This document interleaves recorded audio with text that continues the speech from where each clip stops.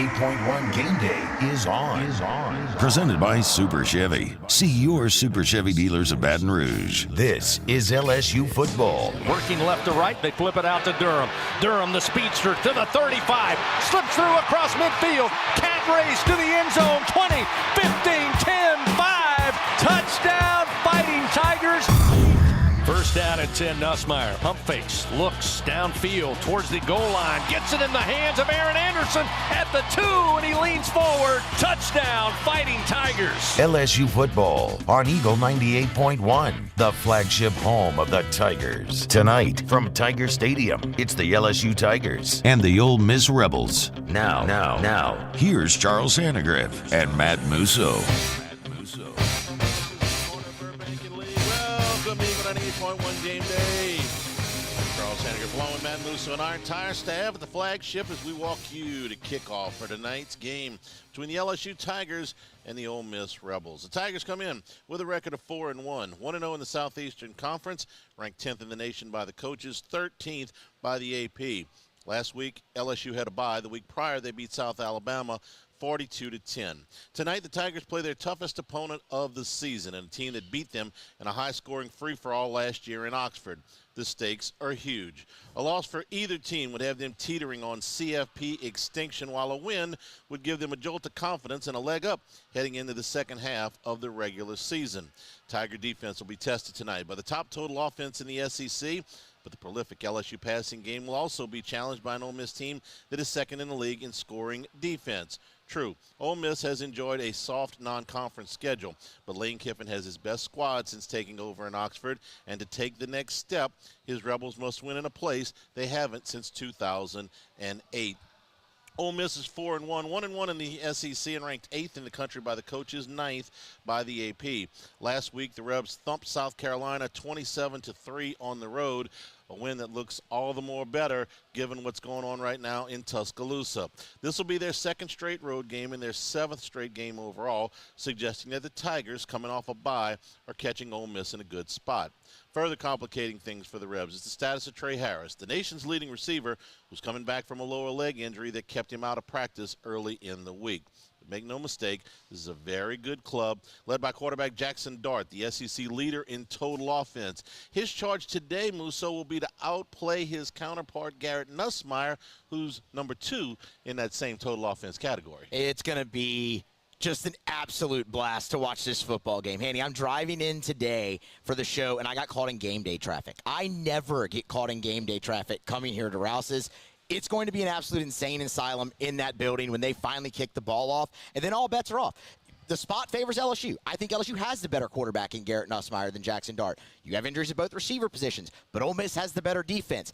All bets are off when they kick the football off. Let's freaking go. I'm fired up for this one, and I'm ready to get it underway right now. The weather is perfect. The stakes are high, and if you're celebrating 100 years of Tiger Stadium, there's not a better scenario to do it in than today. So let's get it ready. From Rouse's, it's Eagle 98.1 Game Day.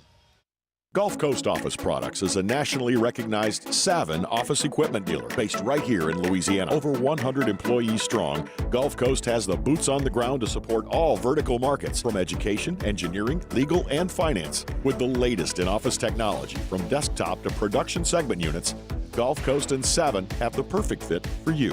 Call 225-756-2644. That's 756-2644 for Gulf Coast Office Products. There it is, the extra mile, on the border of expected and extraordinary for those willing to go further, like vans customized for work or play, with safety and tech to keep you connected, supported by a 5-star sales, service, and finance team, and backed by the 1-star you know. So go the extra mile. It's never crowded, because so few have what it takes to go there. Mercedes-Benz Vans. I've been doing business with Luba for 25 years. They're dependable, trustworthy. It's just the attention to detail with our clients. Our folks have years and years of experience. They're highly trained professionals, but many companies have that asset. What I'd like to think makes Luba a bit different is that we use those talents in a way that truly is dedicated to serving the needs of the folks who depend on us.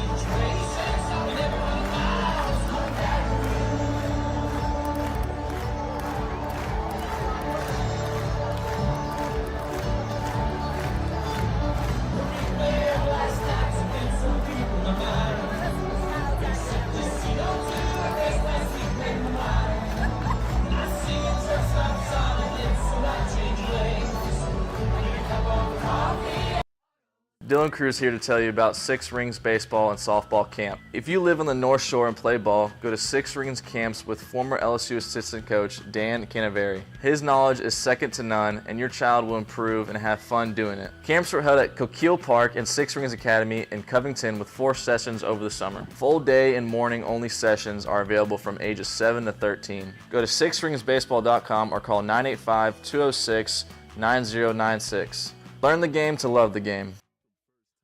Breck teamed up to reimagine your parks, and you imagined big. With your help, we went to work, creating 12 beautiful community parks across the parish. A family-sized water park, miles and miles of trails, and parks just for your dogs. There are more places to splash, to explore, to run wild, and even soar. You imagined, we delivered gold. 98.1. Eagle 98.1 Game Day. Orderlocks, presented by William Crane Allstate Insurance Agency. For auto, home, life insurance in the Baton Rouge and surrounding areas, William Crane Allstate Insurance Agency. Now, here's Jimmy Ott.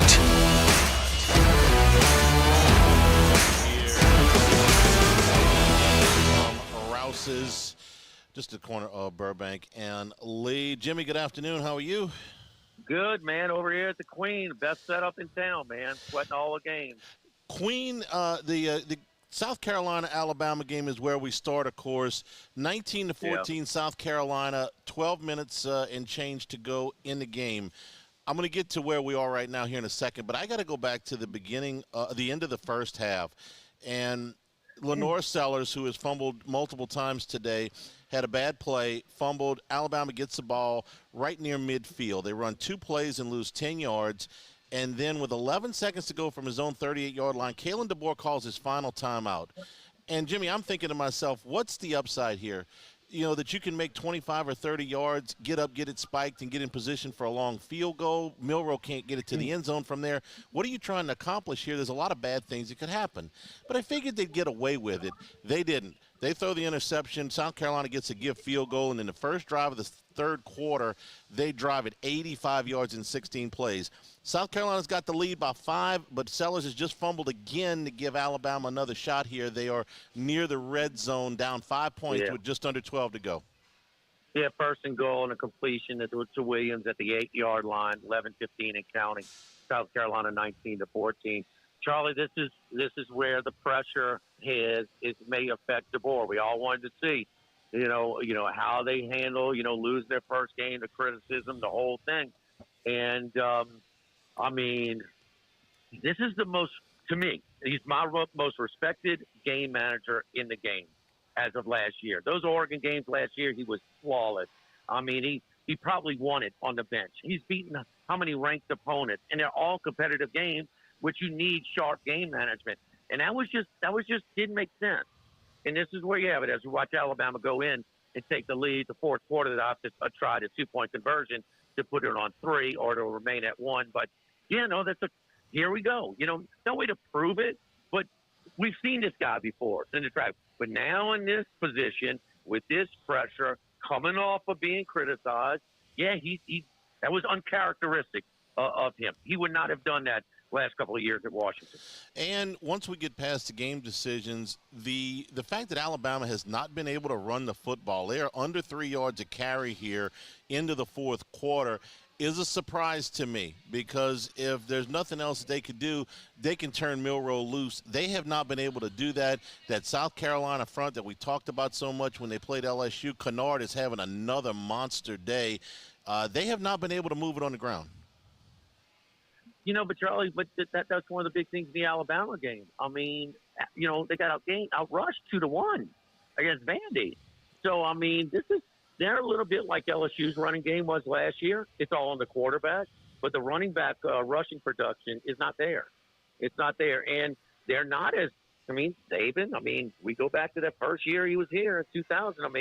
They were going to run the football, and they were terrible at running the ball early in the year. But at the end of the year, Cofield and them guys started getting a little push, and they could run the ball in the red zone, and it helped them out a lot. It's just, this is a shotgun, finesse-oriented. DeBoer's not a line of scrimmage coach. And so this is one of the the bot price. He's very, very sharp, as far as, constructing an offense and game planning and stylistic. But power rushing game is not one of his trademarks. The two-point conversion is no good, so with just over 10.5 minutes to go in regulation, Alabama leads South Carolina by a point, 20-19. Coming up at 2:30, Jimmy, first time in the Southeastern Conference for Red River, Texas and Oklahoma. This line has been climbing all day. Texas is now all the way up to -17, and it will mark the return of Quinn Ewers after missing a couple of games. Yeah, we'll see. He might be a little bit rusty to start things off. I mean, you certainly have revenge on Texas' side because they lost this game last year. Dylan Gabriel with that late touchdown drive at the end of the game. And, I mean, and Oklahoma is what, 5 or 6? They have won. So you got a lot of built-up revenge on the spot of Texas. My point, again, is Texas is good. I got that. But how good? I mean, they played nobody. And they really don't play anybody until we get to Georgia. Oklahoma is not good this year. I mean, you think Auburn's any good? When Auburn can out first down you 26-11, I mean, how good is Oklahoma? We know about their schedule, but, man, this thing is climbing. It's a rivalry game, and I don't know, man. It's just that's a high number. So it's a small play for me on Oklahoma just because you get so much value with that line. It opened up 13.5, 14. It's all the way up to 17, as you talked about. And I don't know if it's done climbing. Top 5 matchup in Eugene tonight. Game day there for number 2 Ohio State, number 3 Oregon. Only time either one of these teams will be an underdog in the regular season. The Buckeyes are a 3-point road favorite here.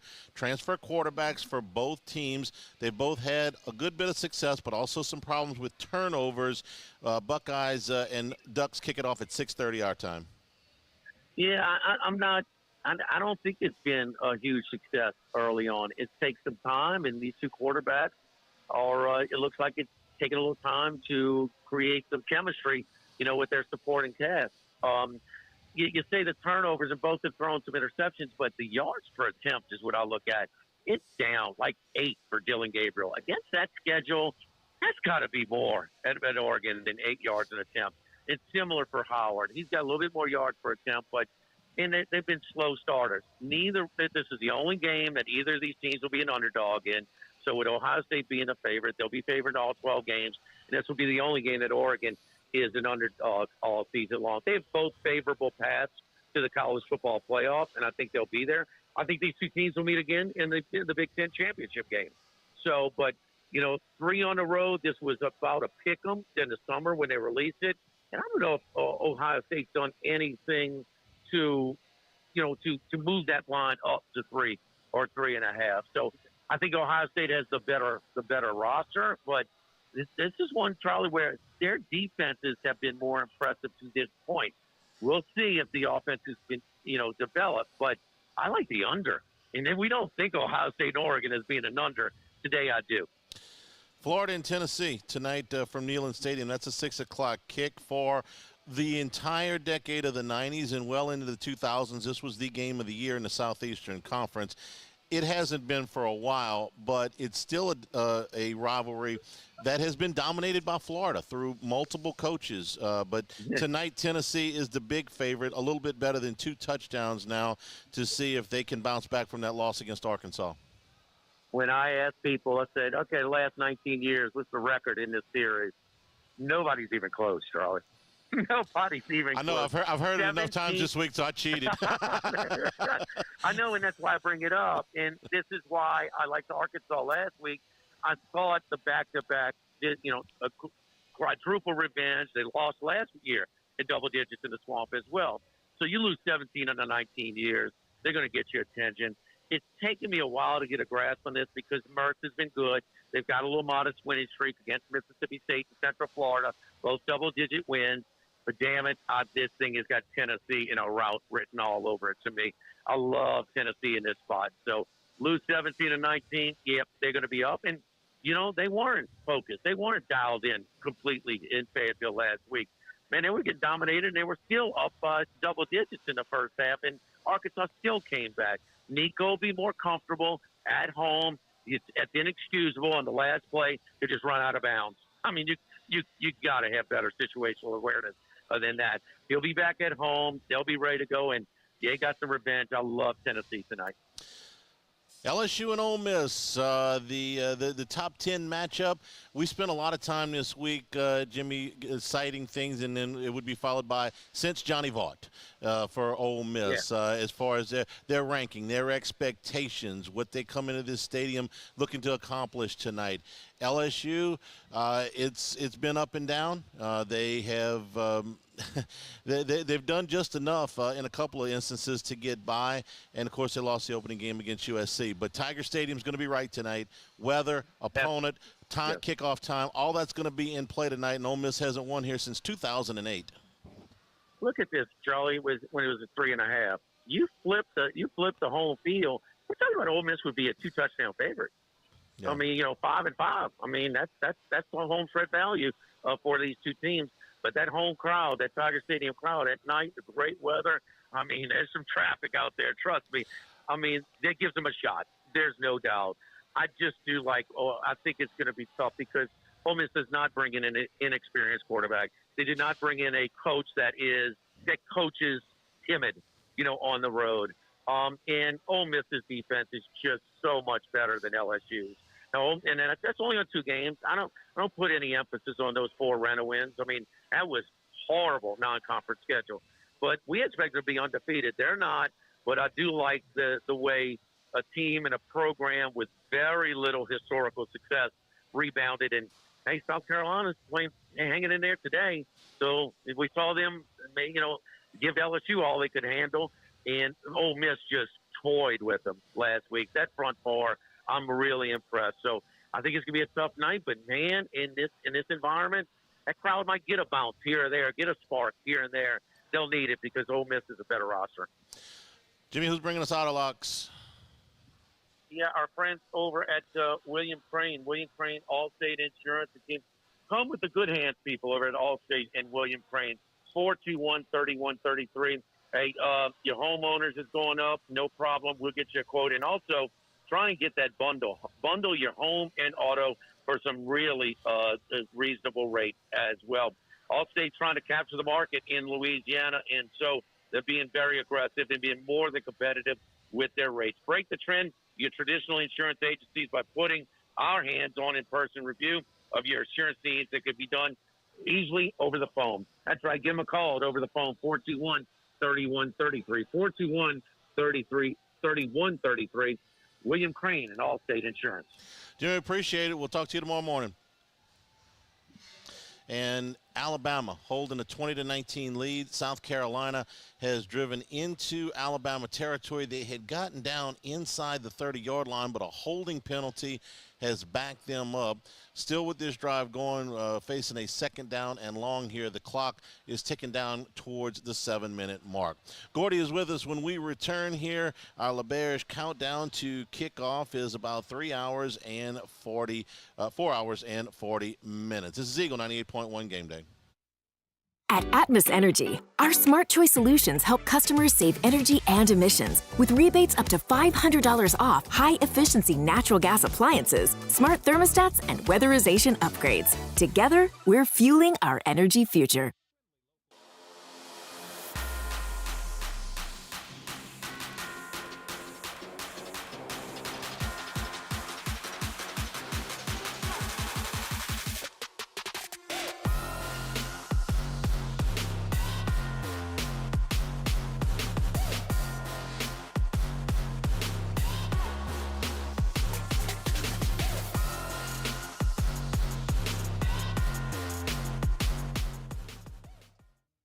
Electricity is all around us, and our families depend on it.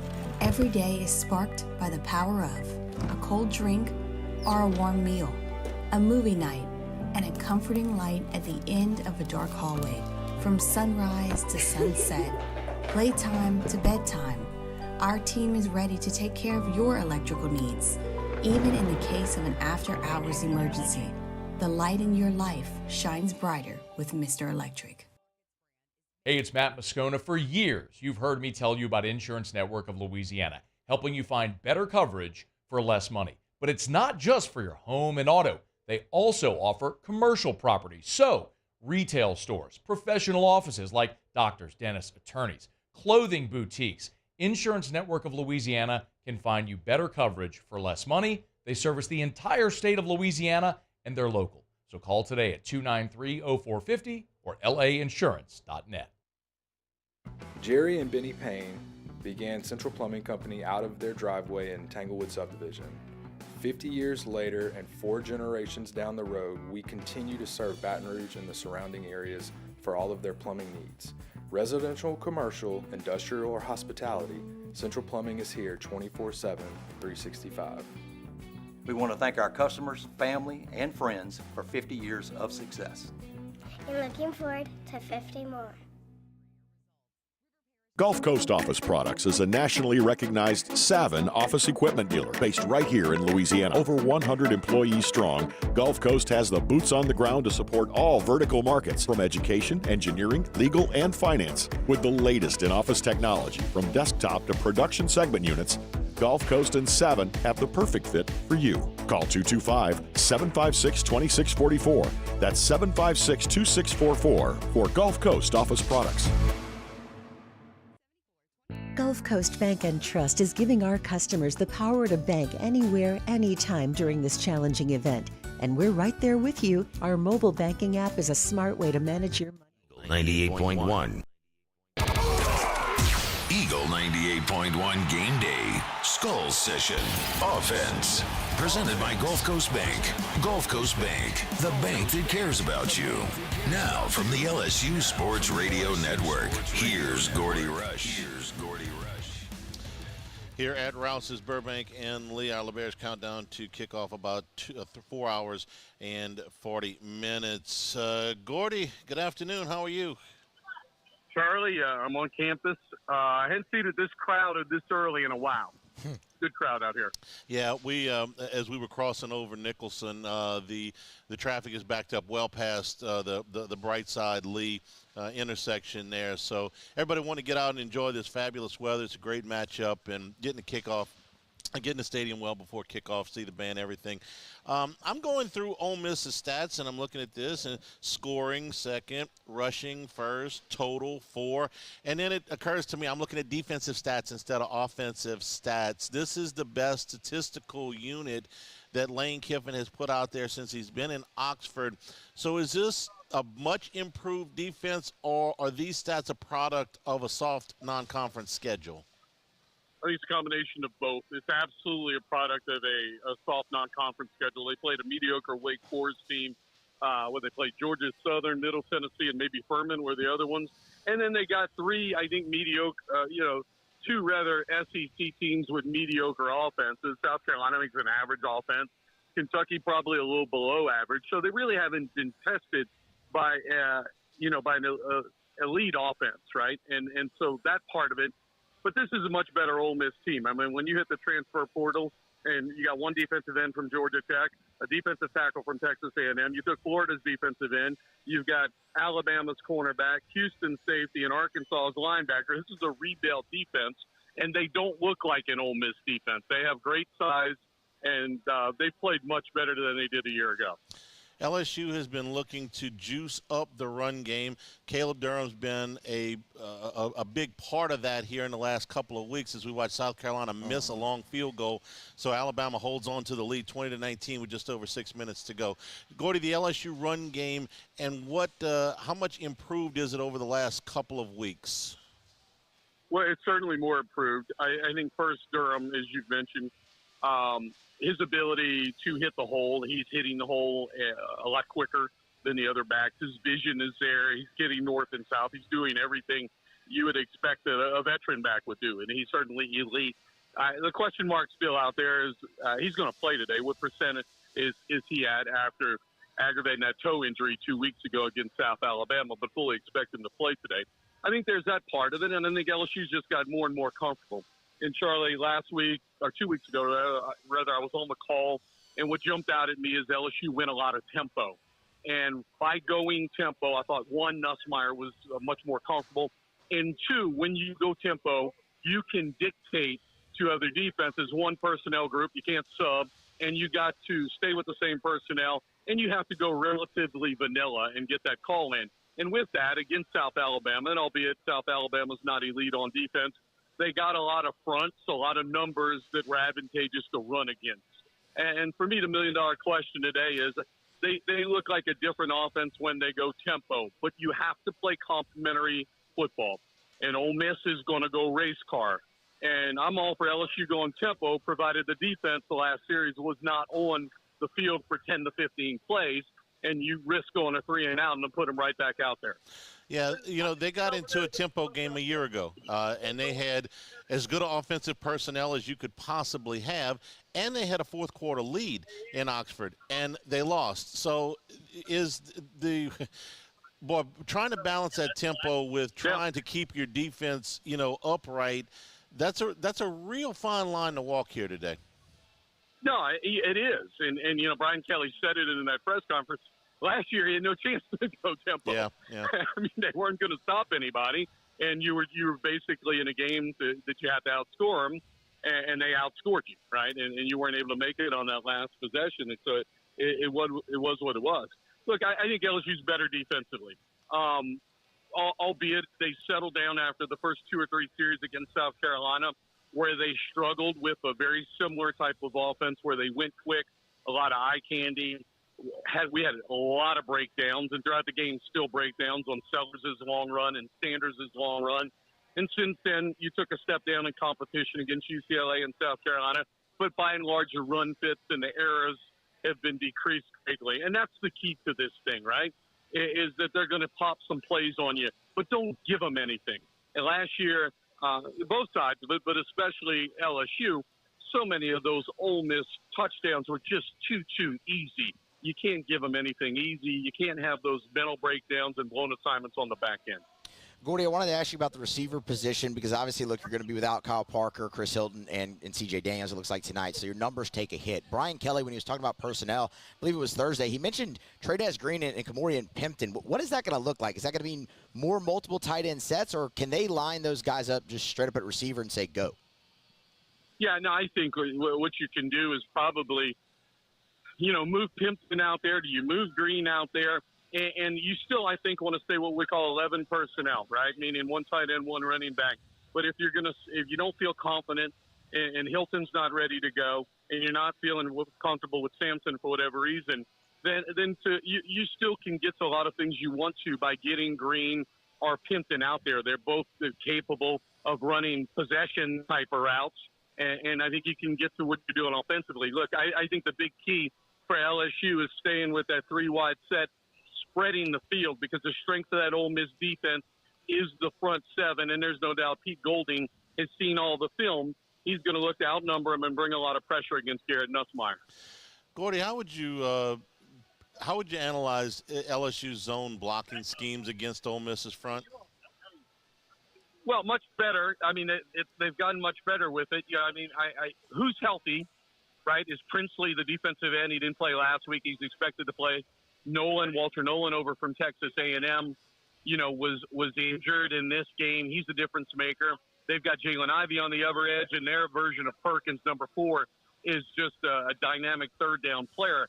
And so it's a real tough assignment. I think what's different in this game than South Carolina and everything else was everybody really attacked the 2 guards in the center. And LSU struggled and made some adapts. They moved from being an inside zone to an outside zone team, and they've had a lot of success, particularly with Durham in that spot. I'm interested to see how the defensive ends or the offensive tackles hold up against these defensive ends, because if they play, you got first-round guys against probably second-day guys from Ole Miss, and that's going to be a heck of a matchup. We'll take a break. We're here at Rouse's, your tailgating headquarters, just a short little jaunt off of the LSU campus here, Burbank and Lee. All your tailgating supplies, all your beer, your wine, your spirits, bakery, grill, full deli here on the left side, and all of your traditional tailgating stuff on the right side of Rouse's. Plenty of ice as well as you head out to campus. This is Eagle, 98.1 Game Day.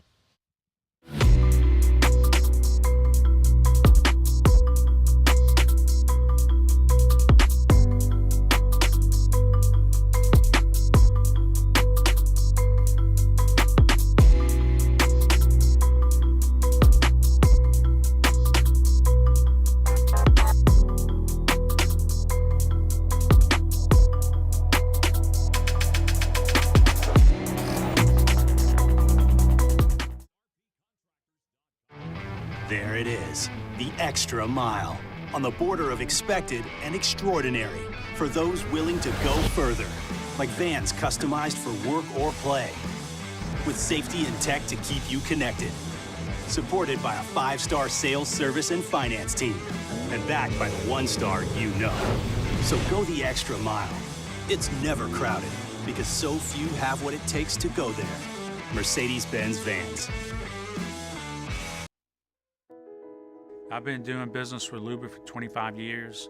They're dependable, trustworthy. It's just the attention to detail with our clients. Our folks have years and years of experience.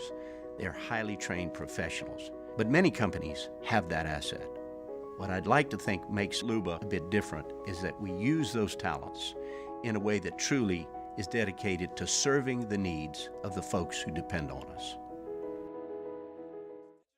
Dylan Cruz here to tell you about Six Rings Baseball and Softball Camp. If you live on the North Shore and play ball, go to Six Rings Camps with former LSU assistant coach Dan Canaveri. His knowledge is second to none, and your child will improve and have fun doing it. Camps were held at Coquille Park and Six Rings Academy in Covington with 4 sessions over the summer. Full day and morning only sessions are available from ages 7 to 13. Go to sixringsbaseball.com or call 985-206-9096. Learn the game to love the game. Breck teamed up to reimagine your parks, and you imagined big. With your help, we went to work, creating 12 beautiful community parks across the parish. A family-sized water park, miles and miles of trails, and parks just for your dogs. There are more places to splash, to explore, to run wild, and even soar. You imagined, we delivered. Gold. Breck, your #1 park system in the nation. Electricity is all around us, and our families depend on it. Every day is sparked by the power of a cold drink or a warm meal, a movie night, and a comforting light at the end of a dark hallway. From sunrise to sunset, playtime to bedtime, our team is ready to take care of your electrical needs, even in the case of an after-hours emergency. The light in your 98.1. Spencer Callahan is the one to see. Call 387-2323. LA 21-12681, offices in Baton Rouge. WDGL and HD1 Baton Rouge. Eagle 98.1. Eagle 98.1 Game Day. Skull Session. Defense. Presented by Edward Jones. Edward Jones, making sense of investing. Now from the LSU Sports Radio Network, here's Gordy Rush. Our Bears countdown to kickoff, about 4 hours and 25 minutes here at Rouse's. Gordon, when we look at Ole Miss offensively, Jackson Dart, seems like we've been watching this guy play quarterback for a long time. Man, that's kind of the thing in college football. We're watching Washington and Iowa. Will Rogers is quarterback up there, and he's only thrown for about 15,000 yards in his career. So they've been here a minute. When you watch Jackson Dart now as opposed to the Jackson Dart LSU has seen in the past, what stands out to you? Well, I think he's obviously seen the field much better. He was unbelievable last year up in Oxford. And ironically, this year against Kentucky, I saw some of the problems he had 2 years ago here against Baton Rouge, and that Kentucky – for whatever reason, Lane threw the ball a lot in the first half in that game, Ole Miss, Kentucky, and Jackson got hit a couple times. Kentucky didn't bring a whole lot of pressure packages. They got heat with 4, and he was just erratic. He had an off football game there. And over his career, throwing the football, there's been times where he's had some off days. Now, he took a lot of hits the last 2 weeks. One of the things for LSU, having them play Kentucky and South Carolina, one of the two of the better defensive fronts in the SEC. And one critique of Lane's offense, the quarterback always runs. The other thing is that the quarterback always takes a bunch of hits. And so he's walking in, a little beat up from 2 weeks of football. But he's savvy. He's a heck of a runner. He's a physical kid. He plays hard. I think the trick tonight is can you stop the run on first and second down, get him behind the chains, try and hit him up and hope that he's going to have one of those off nights.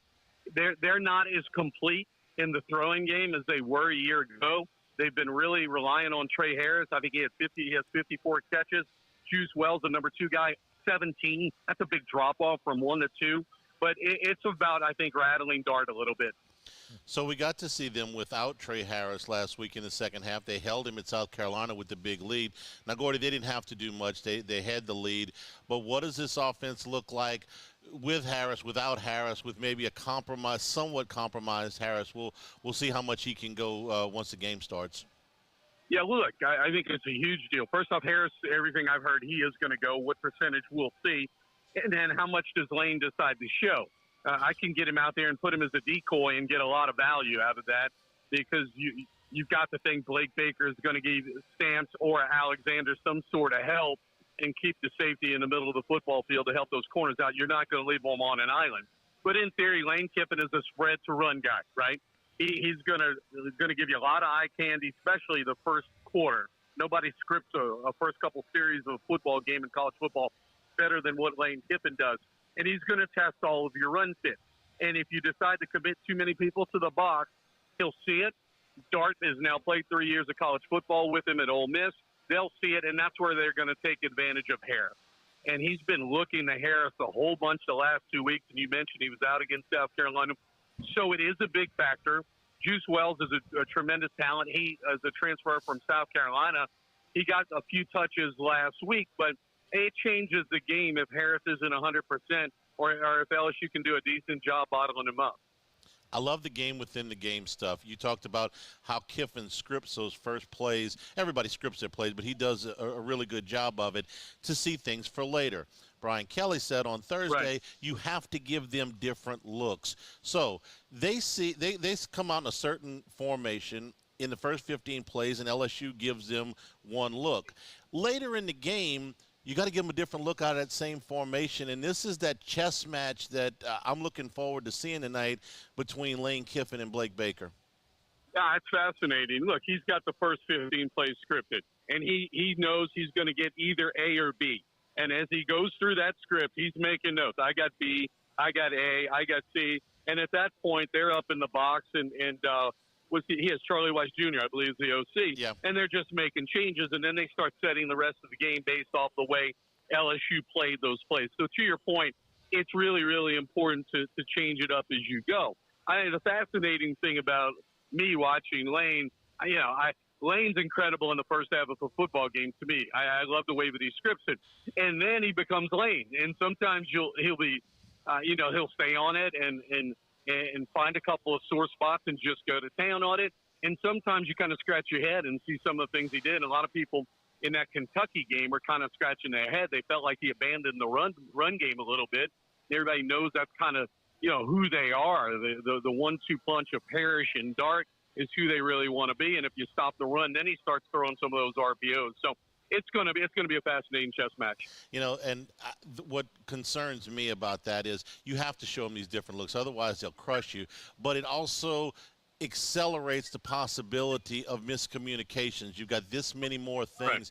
Right. Kelly talked about shortening his rotations on the back end of this defense at safety, Gordy. So these guys got to communicate. We've all seen these plays where the quarterback goes back, they go to the wide angle shot, and there's Kiffin. He throws his hands up in the air for touchdown before the quarterback even lets go of the ball because he knows he's got you. So those communication efforts in the back end of the secondary have got to be there for LSU tonight.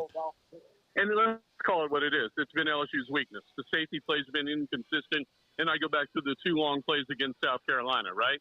On Sellers' touchdown run, both safeties were wrong. They both shot outside the thirds, and they basically parted the Red Sea. The middle third was wide open, and Sellers ran all the way down.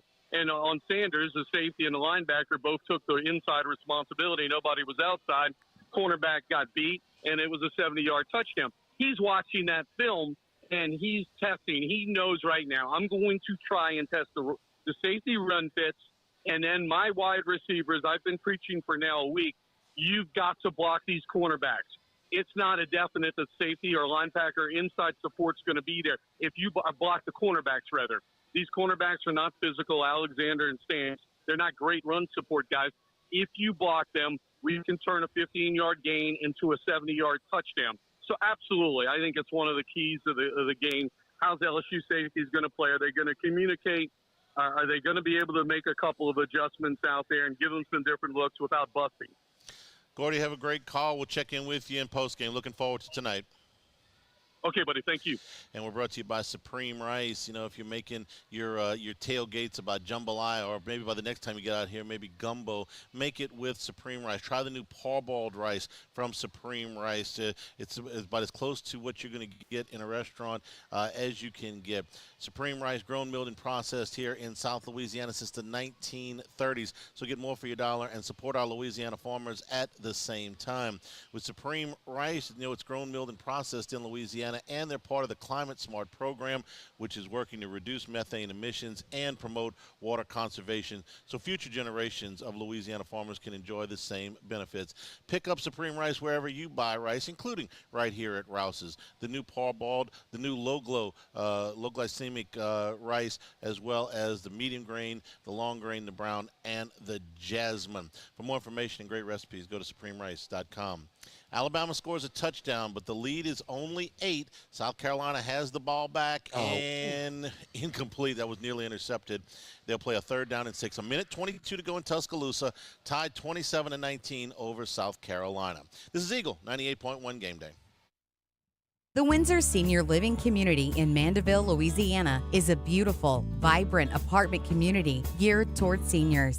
They are nestled right in the heart of Mandeville, where seniors live a more carefree lifestyle in spacious apartments with the peace of mind that comes from having a little extra help. Call the Windsor at 985-624-8040 to schedule a lunch and tour. Come see how the Windsor can be your passport to peace of mind. Hey, it's Matt Moscona. For years, you've heard me tell you about Insurance Network of Louisiana, helping you find better coverage for less money. But it's not just for your home and auto. They also offer commercial property. So, retail stores, professional offices like doctors, dentists, attorneys, clothing boutiques. Insurance Network of Louisiana can find you better coverage for less money. They service the entire state of Louisiana, and they're local. So call today at 293-0450 or lainsurance.net. Jerry and Benny Payne began Central Plumbing Company out of their driveway in Tanglewood subdivision. 50 years later and 4 generations down the road, we continue to serve Baton Rouge and the surrounding areas for all of their plumbing needs. Residential, commercial, industrial, or hospitality, Central Plumbing is here 24/7, 365. We want to thank our customers, family, and friends for 50 years of success. And looking forward to 50 more. Gulf Coast Office Products is a nationally recognized Savin office equipment dealer based right here in Louisiana. Over 100 employees strong, Gulf Coast has the boots on the ground to support all vertical markets, from education, engineering, legal, and finance. With the latest in office technology, from desktop to production segment units, Gulf Coast and Savin have the perfect fit for you. Call 225-756-2644. That's 756-2644 for Gulf Coast Office Products.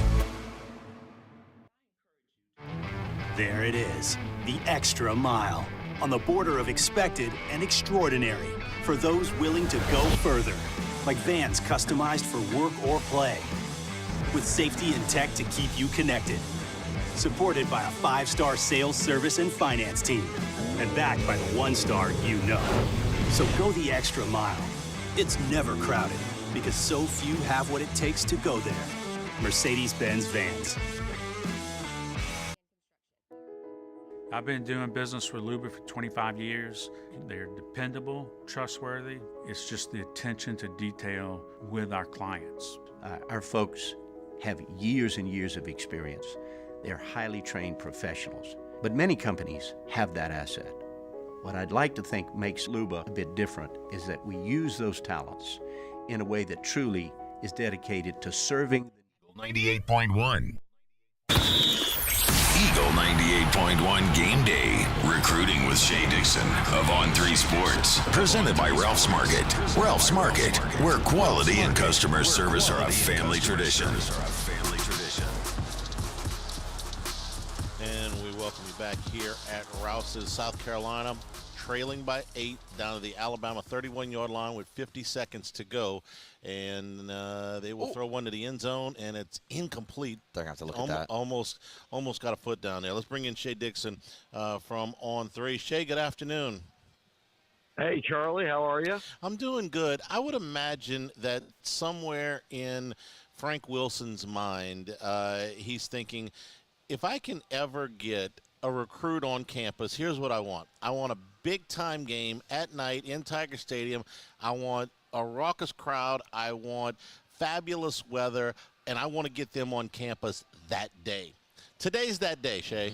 Today's got to be that day. You summed it up. That is correct. So who is on campus today he's got a foot down. He's got a foot. That's a touchdown. Does he have does he have the ball? I will say, guys, close. That, as a South Mississippi native, I am harboring or putting up or doing my best friendship move for Ole Miss friends right now. But they are currently, if you hear it, they're all going to in the living room screaming for a touchdown, put down. So at least LSU and Ole Miss fans pregame can agree on one thing here.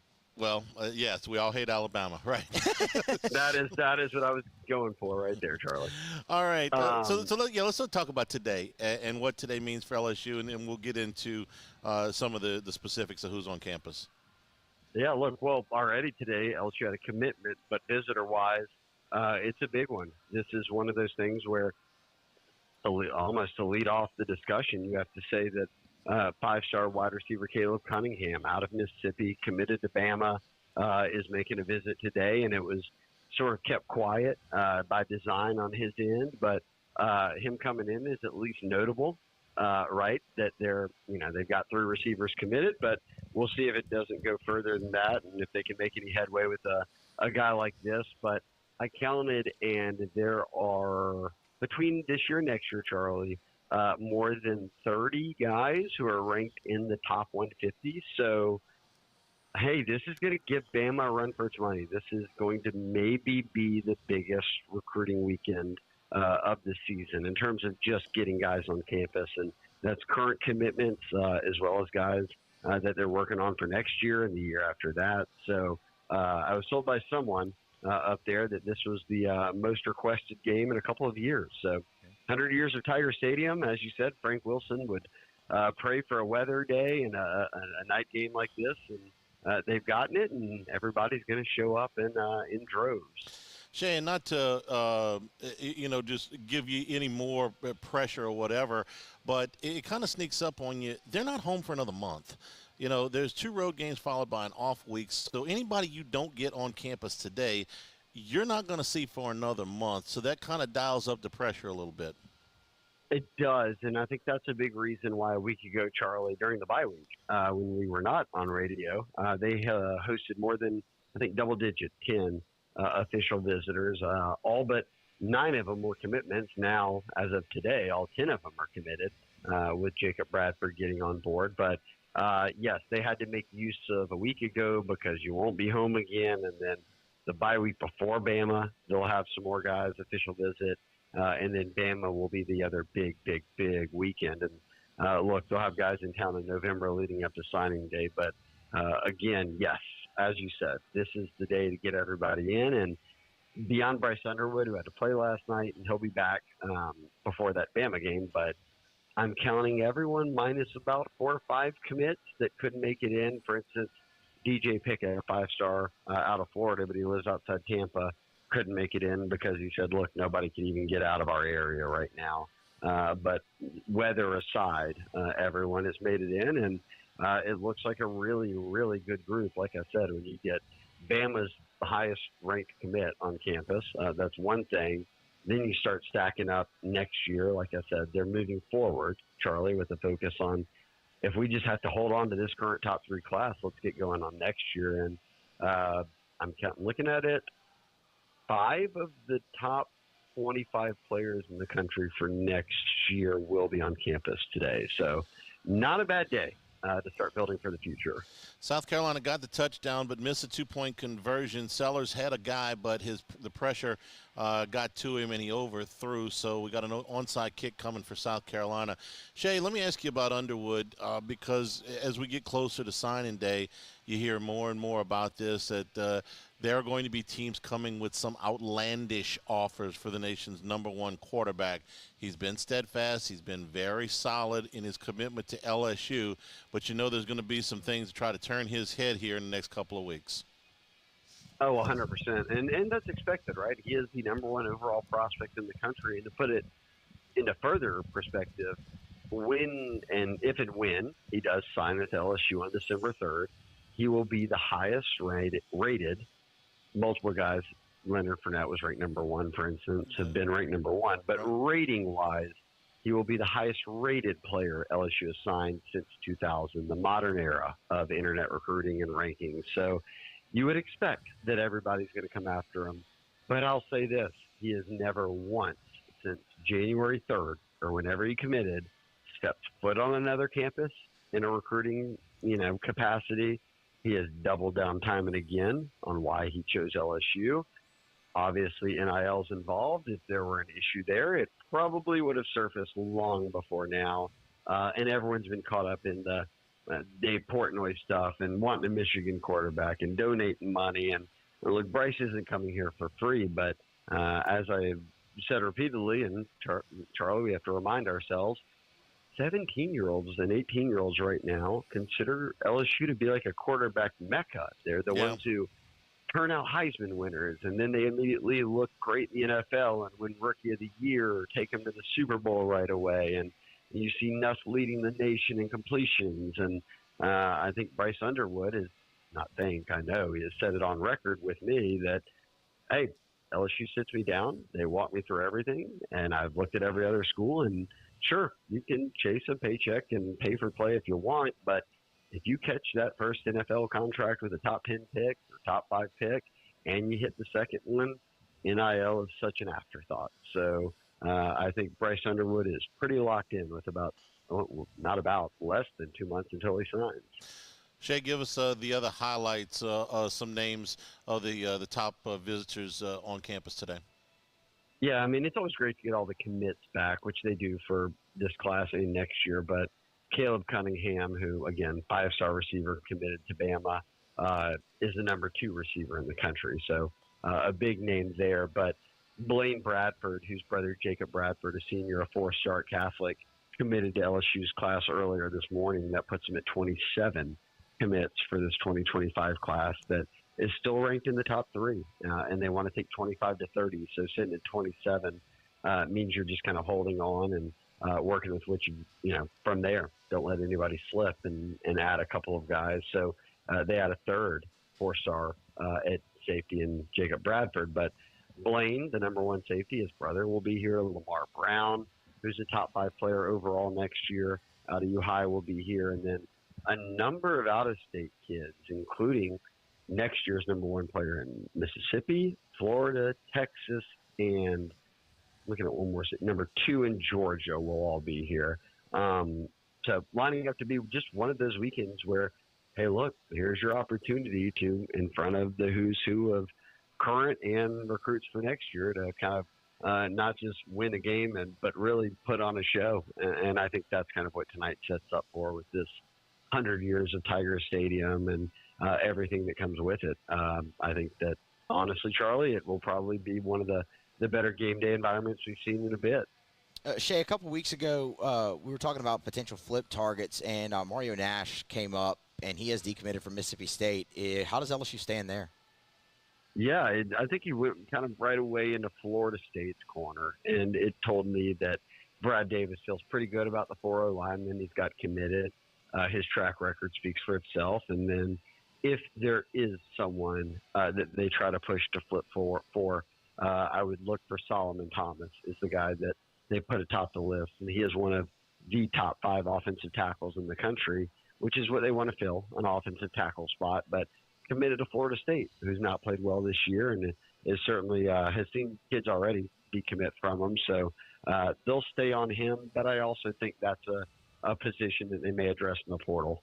If you have to lose potentially 4 starting offensive linemen, whether it's to graduation or the draft, yes, you've recruited well. Yes, I guarantee you Brad Davis develops well, but it'd be probably nice to have a little insurance come in with an O-lineman. So that's a position I'm watching down the stretch. But again, Jacob Bradford decommitting from Houston a couple days ago and now committing to LSU today. I don't think I will probably put the over-under. And yes, Jakeem Stewart, a 5-star, is reclassified. He's in this class, so count him into this group. But I would be surprised if they had more than 3 to 4 more commitments just by design. Shay, what's coming up after the game on 3? Are they going to win, Charlie? Well, if they win, then a lot of good stuff from recruits. Yeah, well, I picked them to win, so for what that's worth, I think the spot is going to overcome the slight roster advantage that Ole Miss has got in this thing. But hey, I think it's going to be a great ball game. I think it's going to be a really entertaining ball game.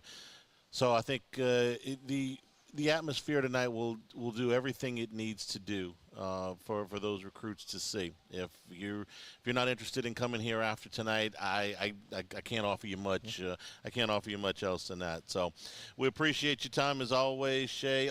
Oh hey, while I got you, I know that your wife Emily is working with the National L Club and has put a ton of work into this weekend for the 100-year anniversary of Tiger Stadium. Anything you might want to share? I know she's been at this most of the year, so I know tonight's a big deal for her too. Yeah, she actually texted me in all L Club, any former letter winners, Mike the Tigers, equipment trainers, whatever it might be, you can letter and be part of an L Club and be around forever. And they host the tailgate in the Mac. And she said, my Lord, the crowd is absolutely insane. So the former players appear to be ready. And they have a lot of them, over 100, Charlie, walking down Victory Hill. And then you've got, obviously, tonight, Warren Rabb, Matt Flynn. Matt Mock wasn't able to make it, but I don't think Old Slinger is too bad of a replacement to throw out there as 3 quarterbacks who represent LSU pretty well on a night like tonight. And, hey, look, 100 years. Maybe tonight is rewind that clock 4 seconds night, Charlie. We'll see. Shay, we always appreciate it. Enjoy the game. We'll talk to you next week when LSU takes on Arkansas. There we go. Sounds good. Thanks a lot. All right, South Carolina recovered the onside kick, but threw an interception to end the ball game, and Alabama survives 27-25. Full scoreboard straight ahead from Rouse's Eagle 98.1 Game Day.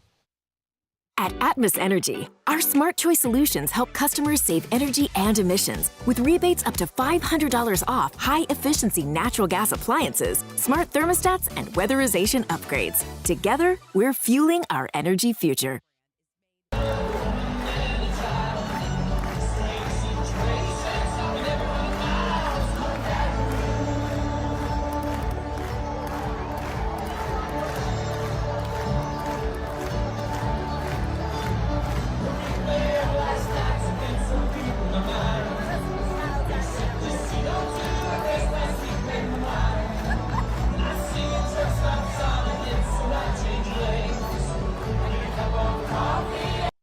Dylan Cruz here to tell you about Six Rings Baseball and Softball Camp. If you live on the North Shore and play ball, go to Six Rings Camps with former LSU assistant coach Dan Canaveri. His knowledge is second to none, and your child will improve and have fun doing it. Camps were held at Coquille Park and Six Rings Academy in Covington with 4 sessions over the summer. Full day and morning only sessions are available from ages 7 to 13. Go to sixringsbaseball.com or call 985-206-9096. Learn the game to love the game. Breck teamed up to reimagine your parks, and you imagined big. With your help, we went to work, creating 12 beautiful community parks across the parish. A family-sized water park, miles and miles of trails, and parks just for your dogs. There are more places to splash, to explore, to run wild, and even soar. You imagined, we delivered. Gold. Breck, your #1 park system in the nation. Electricity is all around us, and our families depend on it. Every day is sparked by the power of a cold drink or a warm meal, a movie night, and a comforting light at the end of a dark hallway. From sunrise to sunset, playtime to bedtime, our team is ready to take care of your electrical needs. Even in the case of an after-hours emergency, the light in your life shines brighter with Mr. Electric. Hey, it's Matt Moscona. For years, you've heard me tell you about Insurance Network of Louisiana, helping you find better coverage for less money. But it's not just for your home and auto. They also offer commercial property. So, retail stores, professional offices like doctors, dentists, attorneys, clothing boutiques. Insurance Network of Louisiana can find you better coverage for less money. They service the entire state of Louisiana, and they're local. So call today at 293-0450 or lainsurance.net.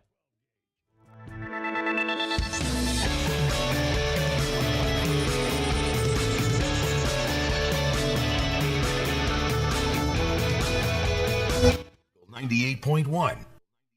The Alumni Hall College Football Scoreboard. Alumni Hall, your ultimate Tigers shopping destination.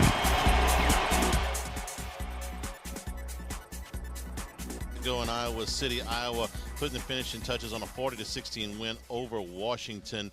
I ask you, Musso, when's the last time Iowa scored 40 points in a conference game? That's right. This is a conference game. Yeah. Look that up, would Okay, you? It's been a minute. I was going to say that big win they had over Ohio State when they put 50. That would be my guess. It's a reasonable guess. Caleb Johnson with 166 yards and 2 touchdowns for the Hawkeyes. Minute 45 to go in Chapel Hill. North Carolina with the ball inside the Georgia Tech 25-yard line.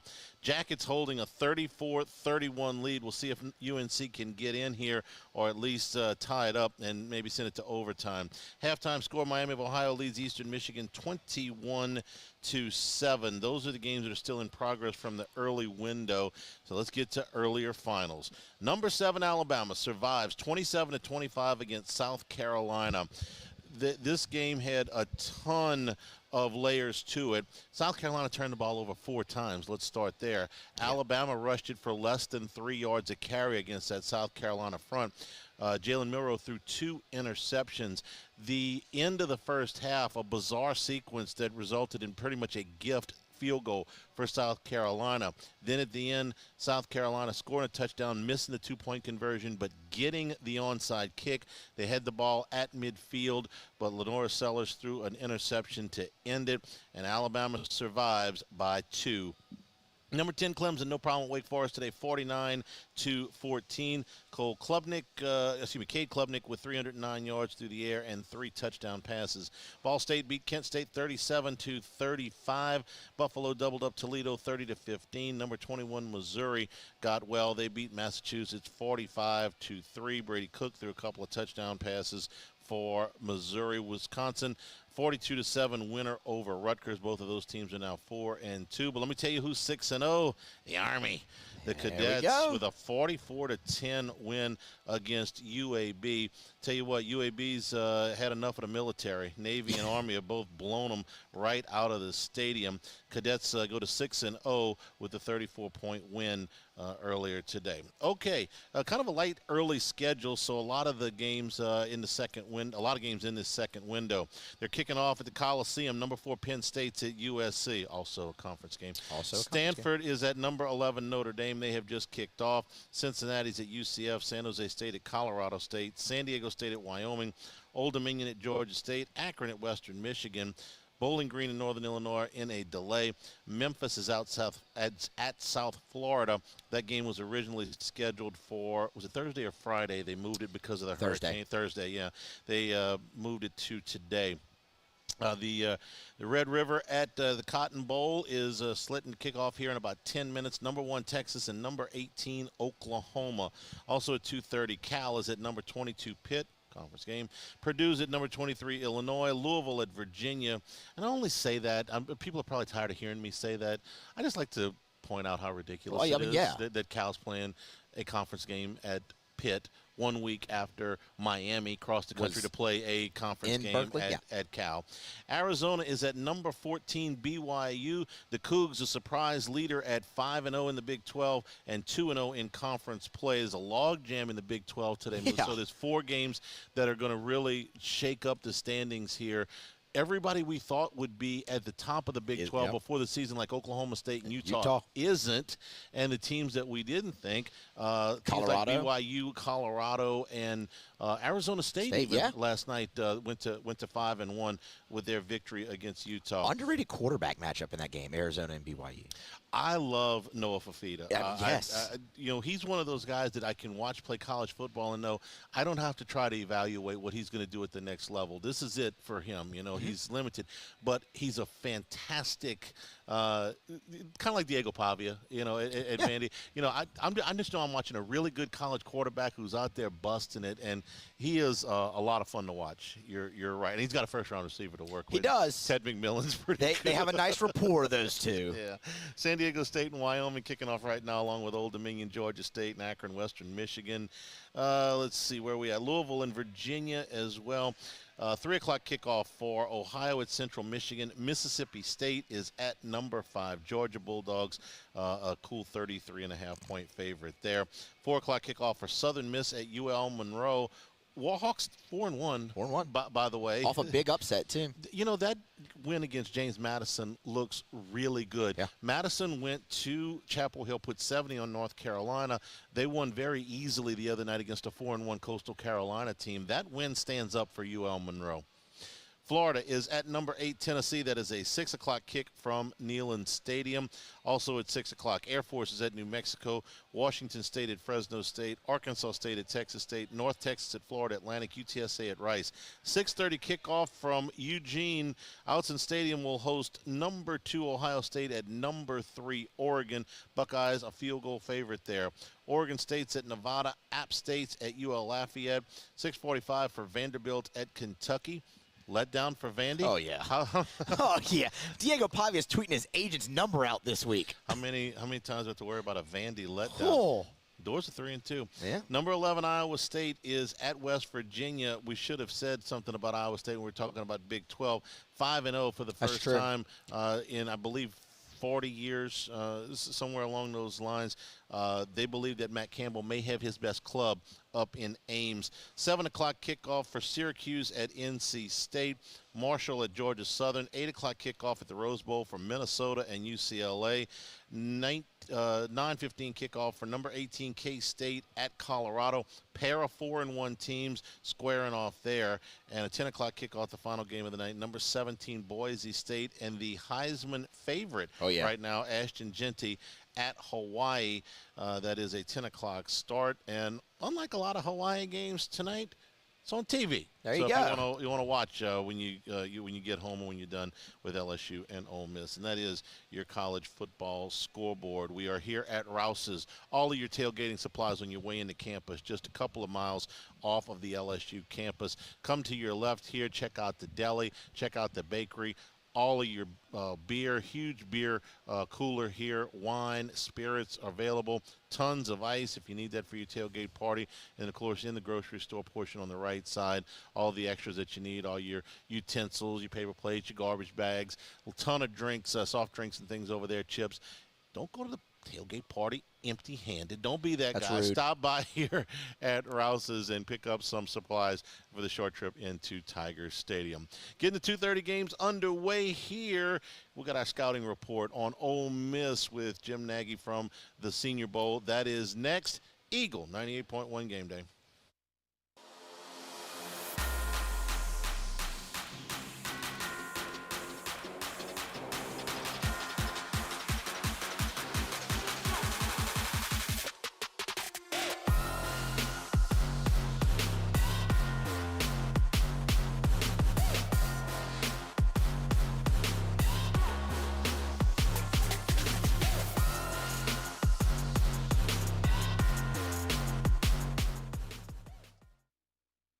Jerry and Benny Payne began Central Plumbing Company out of their driveway in Tanglewood subdivision. 50 years later and 4 generations down the road, we continue to serve Baton Rouge and the surrounding areas for all of their plumbing needs. Residential, commercial, industrial, or hospitality, Central Plumbing is here 24/7, 365. We want to thank our customers, family, and friends for 50 years of success. And looking forward to 50 more. Gulf Coast Office Products is a nationally recognized Savin office equipment dealer based right here in Louisiana. Over 100 employees strong, Gulf Coast has the boots on the ground to support all vertical markets from education, engineering, legal, and finance. With the latest in office technology from desktop to production segment units, Gulf Coast and Savin have the perfect fit for you. Call 225-756-2644. That's 756-2644 for Gulf Coast Office Products. There it is, the extra mile, on the border of expected and extraordinary, for those willing to go further, like vans customized for work or play, with safety and tech to keep you connected, supported by a 5-star sales, service, and finance team, and backed by the 1-star you know. So go the extra mile. It's never crowded, because so few have what it takes to go there. Mercedes-Benz Vans. I've been doing business with Luba for 25 years. They're dependable, trustworthy. It's just the attention to detail with our clients. Our folks have years and years of experience. They're highly trained professionals. But many companies have that asset. What I'd like to think makes Luba a bit different is that we use those talents in a way that truly is dedicated to serving the needs of the folks who depend on us. Dylan Cruz here to tell you about Six Rings Baseball and Softball Camp. If you live on the North Shore and play ball, go to Six Rings Camps with former LSU assistant coach Dan Canaveri. His knowledge is second to none, and your child will improve and have fun doing it. Camps were held at Coquille Park and Six Rings Academy in Covington with 4 sessions over the summer. Full day and morning only sessions are available from ages 7 to 13. Go to sixringsbaseball.com or call 985-206. 98.1. Eagle 98.1 Game Day Scouting Report, presented by Demco, providing safe, reliable, and competitively priced energy services to co-op members since 1938. Welcome back in, Eagle 98.1 Game Day, live from the Rouses on Burbank and Lee. Continuing to count you down, LSU, Ole Miss, top 15 matchup, Saturday night in Death Valley. Really doesn't get much better than that. Time to take a closer look at the loaded Ole Miss Rebels. We'll welcome in Jim Nagy for our scouting report, the executive director of the Reese's Senior Bowl, on Twitter at JimNagy_SB. Jim, welcome back. Appreciate the time for another week. How are you? I'm doing great. Yeah, this is a big one, Matt. It's it's always a big game week when tent shells start popping up on campus on Wednesday. And that's what happened on LSU's campus. Tent shells Wednesday. Guys setting up tailgates, getting ready to go. The buzz has been just setting in all week, and it's almost here. Jim, everyone's had this game circled for a very long time, and a lot of it's because of the improvements that Ole Miss made, in the offseason, and we're going to get into some of those guys, and it's interesting because it's a new-look Rebels defense, but it's a lot of guys that we're familiar with that just transferred in from other SEC schools. I want to start on the defensive line and start with one of those guys in Walter Nolan, who, of course, transferred in from Texas A&M. Any noticeable differences in his game from Aggieland to the Rebels, or is it just really wash, rinse, repeat for the big defensive tackle? No, he's made a nice jump. I mean, it's scary to think what A&M would be with him on the defensive line with the guys they already have. Yeah, he was kind of the number one defensive line target in the portal this year. Ole Miss obviously got him, playing really good football for those guys. He's only listed at like 6'3", 310 pounds or whatever, but he plays bigger than that. Like, he takes up a lot of space in there. He's strong at the point of attack, and unlike a lot of interior defensive linemen, he has some real pass rush to him, and to the point like they'll move him out there on the edge and rush him off tackles too. So this isn't a guy that just Dellinger and Frazier need to get ready for. I mean, the tackles need to get ready for this guy as well. So he was coming off a week last week against South Carolina. He was our defensive player of the week here at the Reese's Senior Bowl. So yeah, he's a handful. He's going to be a guy they have to account for. Speaking of pass rush, it leads perfectly into Jared Ivey, leads the team for Ole Miss in sacks with 5. Brian Kelly likened him earlier in the week to Savion Jones, just based off of size in that regard. I mean, looking at him at 285. What does a guy like Ivy bring to the table here for Ole Miss? Yeah, it's funny you mentioned Savion. He and Ivy's cards are actually touching each other on our board, on our Senior Bowl board right now. They're 2-player cards. So that tells you how closely we have those guys graded. Yeah, we had a guy from Ole Miss in the Senior Bowl a couple years ago, Tavius Robinson, that went in the 4th round of the Baltimore Ravens and is a really good player in Baltimore right now. And Ivy's similar in the sense that he's just really long. He's got really long arms. He's got a big frame. He plays really hard, kind of like Tavius did. And he's made a nice jump on tape this year. I mean, he's more impactful as a pass rusher. He's getting back there a lot more. So, yeah, he's just like Savion. He's made a considerable jump this fall. A guy who is versatile, especially for his size, is J.J. Pegues. And he's a guy that we've talked about in this segment before, but when he was on the Plains at Auburn, now he's with Lane Kiffin in Oxford and doing a lot of the similar stuff. But, I mean, I guess, how do you even account for a guy like that? 'Cause he's going to play both sides of the ball. I guess take it each and each, Jim, defense and offense.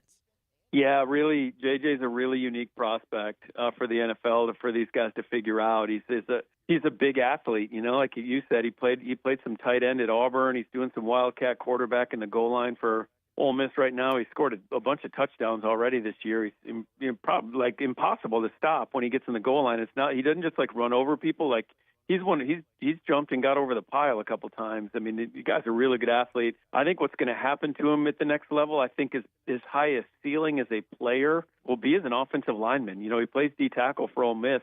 I really see, because I've had these conversations with NFL scouts, they see a guy that could be a high-end starter as a guard at the next level. Now, it might take him a year or two on a practice squad to get to that point, but he has played on offense. I mean, this guy's been in a 3-point stance on offense and had to move people. So he's a really interesting guy. And if they get down there, in the deep red zone, he's going to be a hard guy for LSU to stop. It's going to be interesting in the NFL. Opposing teams are going to, if he does switch over to the offensive line, they're going to have an eye on him reporting eligible with his acumen on offense. So that'll just be interesting to watch at the next level. Big man touchdowns, everybody loves them. One more on the defensive side, Jim, and it kind of sticks with our theme of guys we're familiar with, just not necessarily familiar with them in Oxford, and that's Trey Amos in the defensive backfield. Of course, transfers in over from Alabama in the offseason. And while LSU does have a few injuries in their wide receiver room this week, Kyron Lacey untouched, Aaron Anderson untouched, Mason Taylor untouched. What kind of challenges is Trey Amos facing this week against LSU? Yeah, he's a guy that we were really kind of targeting, looking at coming into the season because it was a small sample size. But he played a lot in the SEC championship game last year against Georgia, played at a high level in that game, and then we heard really good things from the Ole Miss staff in the offseason, and he really is having a good year. He's a big, long press corner.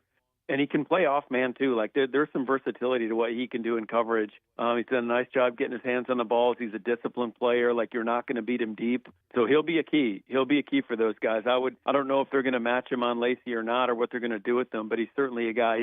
He is their best cover guy. He's definitely a draftable player. Probably a guy that'll end up in Mobile here at the Senior Bowl. So for kind of a one-year starter, he is definitely a guy that's going to play on Sundays and a guy that Tiger fans need to know about. You mentioned the small sample size. That's always interesting to me because how do you go about scouting somebody with the small samples? Like you said, you had a target on him, but what exactly are you looking for when the unknown is so great?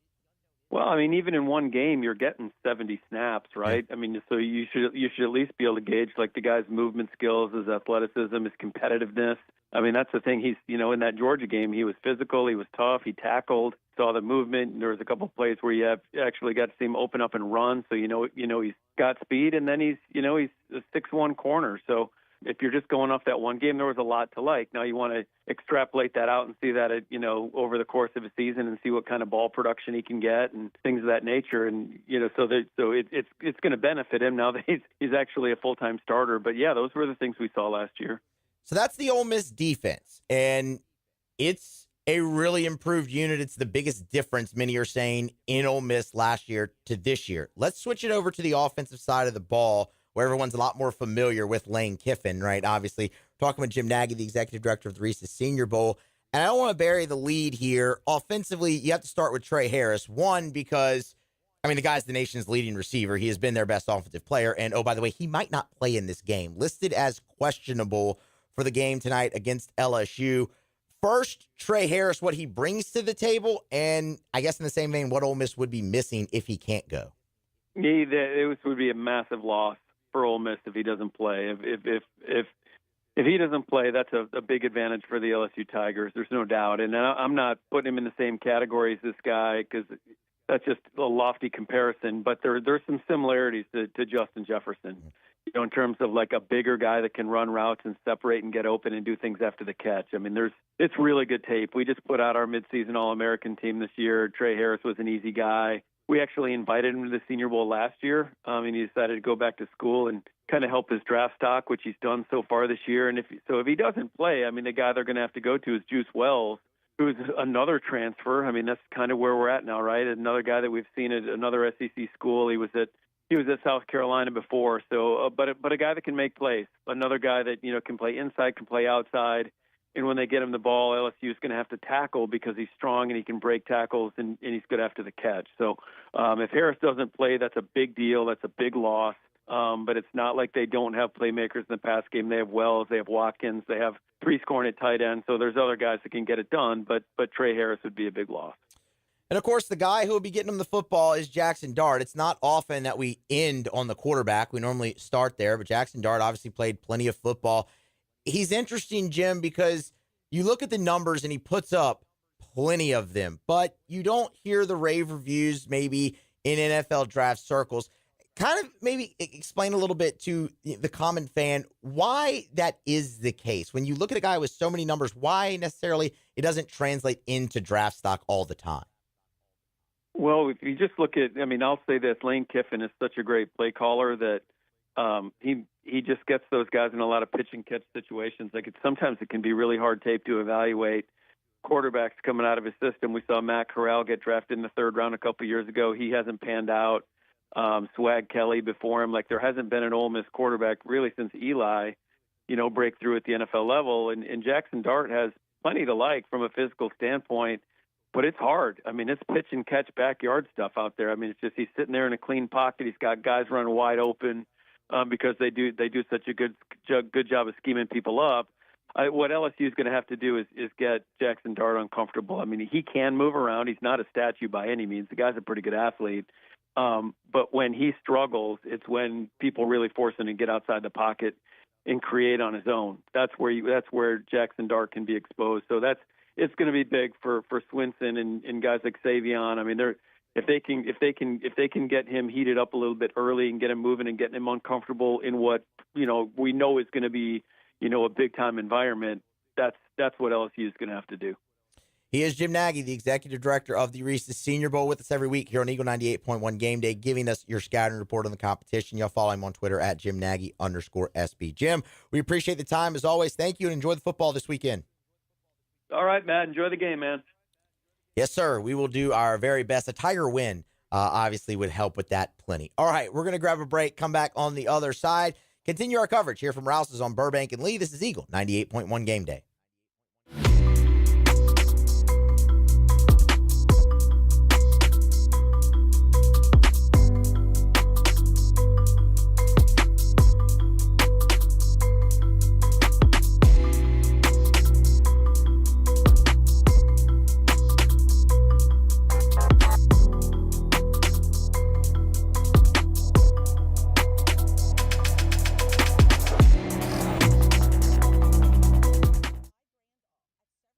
Breck teamed up to reimagine your parks, and you imagined big.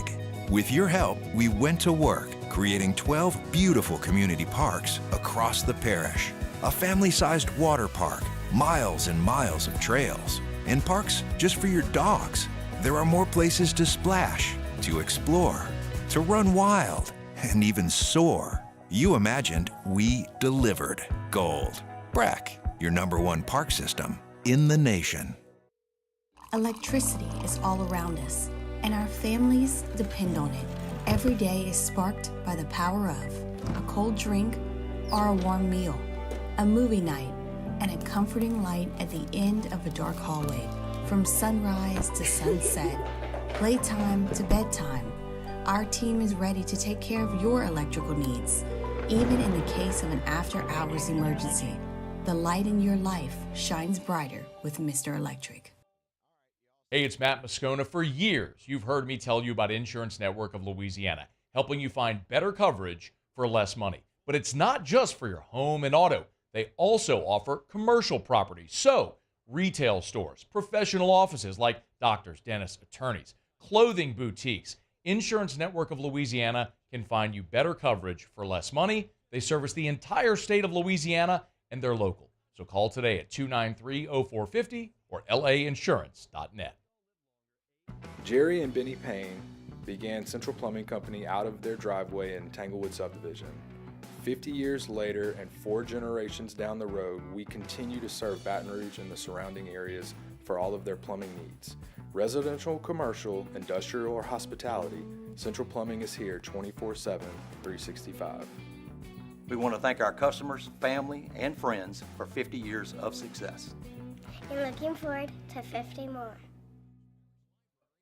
Gulf Coast Office Products is a nationally recognized Savin office equipment dealer based right here in Louisiana. Over 100 employees strong, Gulf Coast has the boots on the ground to support all vertical markets, from education, engineering, legal, and finance. With the latest in office technology, from desktop to production segment units, Gulf Coast and Savin have the perfect fit for you. Call 225-756-2644.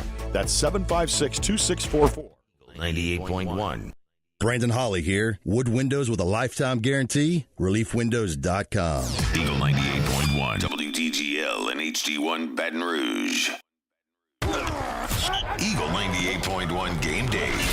After Further Review on Game Day. After Further Review is heard weekday afternoons at 3 on 104.5 ESPN Baton Rouge. Now from AFR, here's Matt Moscona. As we continue pregame from Rouse's, just a short little drive off the LSU campus. Scone, good afternoon. How are you? Oh, I'd be doing so much better if Lenora Sellers could complete an easy 2-point conversion pass. Yeah, he sailed it with that pressure. Didn't quite get there. You know, you had a ball with this, and I appreciate your efforts in anything that gives Alabama any type of discomfort. But doesn't this look? A win would have been great, but doesn't this also give you the opportunity to prolong the agony there, because it's the almost? You know, they almost think they're good, and they're going into a slate where they got 3 very, rough games: Tennessee, Missouri, LSU over the next 3 weeks. I mean, it's just kind of, you're still there. You're still up, but the near loss got to shake them up a little bit too. Hanny, there is no sensible Alabama fan, well, that might be an oxymoron, who is leaving that stadium or watch that game a week after they gave up 40 points and lost to Vanderbilt, and everybody thought they would come out with piss and vinegar and blow the doors off of a bad South Carolina team. And Lenora Sellers had a chance at a wide-open 2-point conversion to send that thing to overtime after, by the way, South Carolina got an onside kick. After, by the way, they threw a deep ball touchdown to darn near tie. Give me a break. This was – you can go to the end of the first half with Kalen DeBoer. I don't know how many people were actually watching the game. I was. At the end of the first half, they go back-to-back sacks, and DeBoer calls a timeout before a 3rd and 19 with 11 seconds to go from his own 38. Let the clock run out, man. Let it go. Instead, he calls a timeout. They throw a pick. South Carolina gets a field goal before half to make it 14-12. There is no Alabama fan who feels good about a program that blew a 28-point lead to Georgia, lost to Vandy, and just had a close call against South Carolina. Their new reality, I would submit, is starting to sink in, something that I have been very, very happy to remind them of for the last 9 months. That sequence at the end of the first half was the first thing I told Musso when we got here was how can you do that? A very good at Washington game day coach in Kalen DeBoer completely takes leave of his senses to do that. There's so many more bad things that can happen than good things at that point. It was his last time out too. So it's not like you can throw a 25-yard pass. I mean, you got to get up, spike it, make a long field. it boggles the mind what he was thinking at that stretch. All right, LSU and Ole Miss. Matt, there are people that watch football that never once pay any attention to a point spread. They go to the games, they watch the games. My team wins, my team loses, whatever. Don't pay any attention. Don't gamble. Don't care. Find themselves listening today to the pregame show and say, is LSU an underdog to Ole Miss at home? How did that happen? I don't usually pay attention to point spreads, but how did that happen? So I ask you, how did that happen? Well, Ole Miss is a better team than LSU. I mean, and how did that happen? because they went and spent a king's ransom in the transfer portal to try to be great on defense. So we know Lane Kiffin's a great play caller. I don't think anybody would debate that. We can debate how great or elite or good of use whatever adjective of a head coach Lane Kiffin is, but no one can deny his ability as a play caller. And when they got Jackson Dart back and Trey Harris back, and they looked at this team with everybody returning, they said, we got in the schedule, got a real shot. So they went all in, and they went and got Walter Nolan, and they got Princely Umanmielen, and they went and got Trey Amos from Alabama and Chris Paul from Arkansas, and they spent a ton on that defense to try to become a contender this year. Now, here's the rub, is all of those guys are gone next year. So this is a one-shot deal for Ole Miss. And their roster this year is better than LSU's. It's not going to be better next year, maybe ever again. But this year, their roster is better, and that's why they're favored, and they should be favored. Which is why the loss to Kentucky was such a gut punch. There are other games on this schedule for Ole Miss that you would think on paper would be tougher. This one, they have to play Texas. And there's a couple others you could pair up there with Kentucky. So the level of intensity and the level of urgency, I would think, would be dialed up for Ole Miss as high as it could be for tonight's game. Not only that, Hanny, but both teams have a loss. But Ole Miss's loss is an SEC loss. LSU lost to Southern Cal. So if Ole Miss loses here, this is their second conference loss. So their opportunity to get to Atlanta is gone. There's not going to be a two-loss team in Atlanta this year. I don't think so anyway.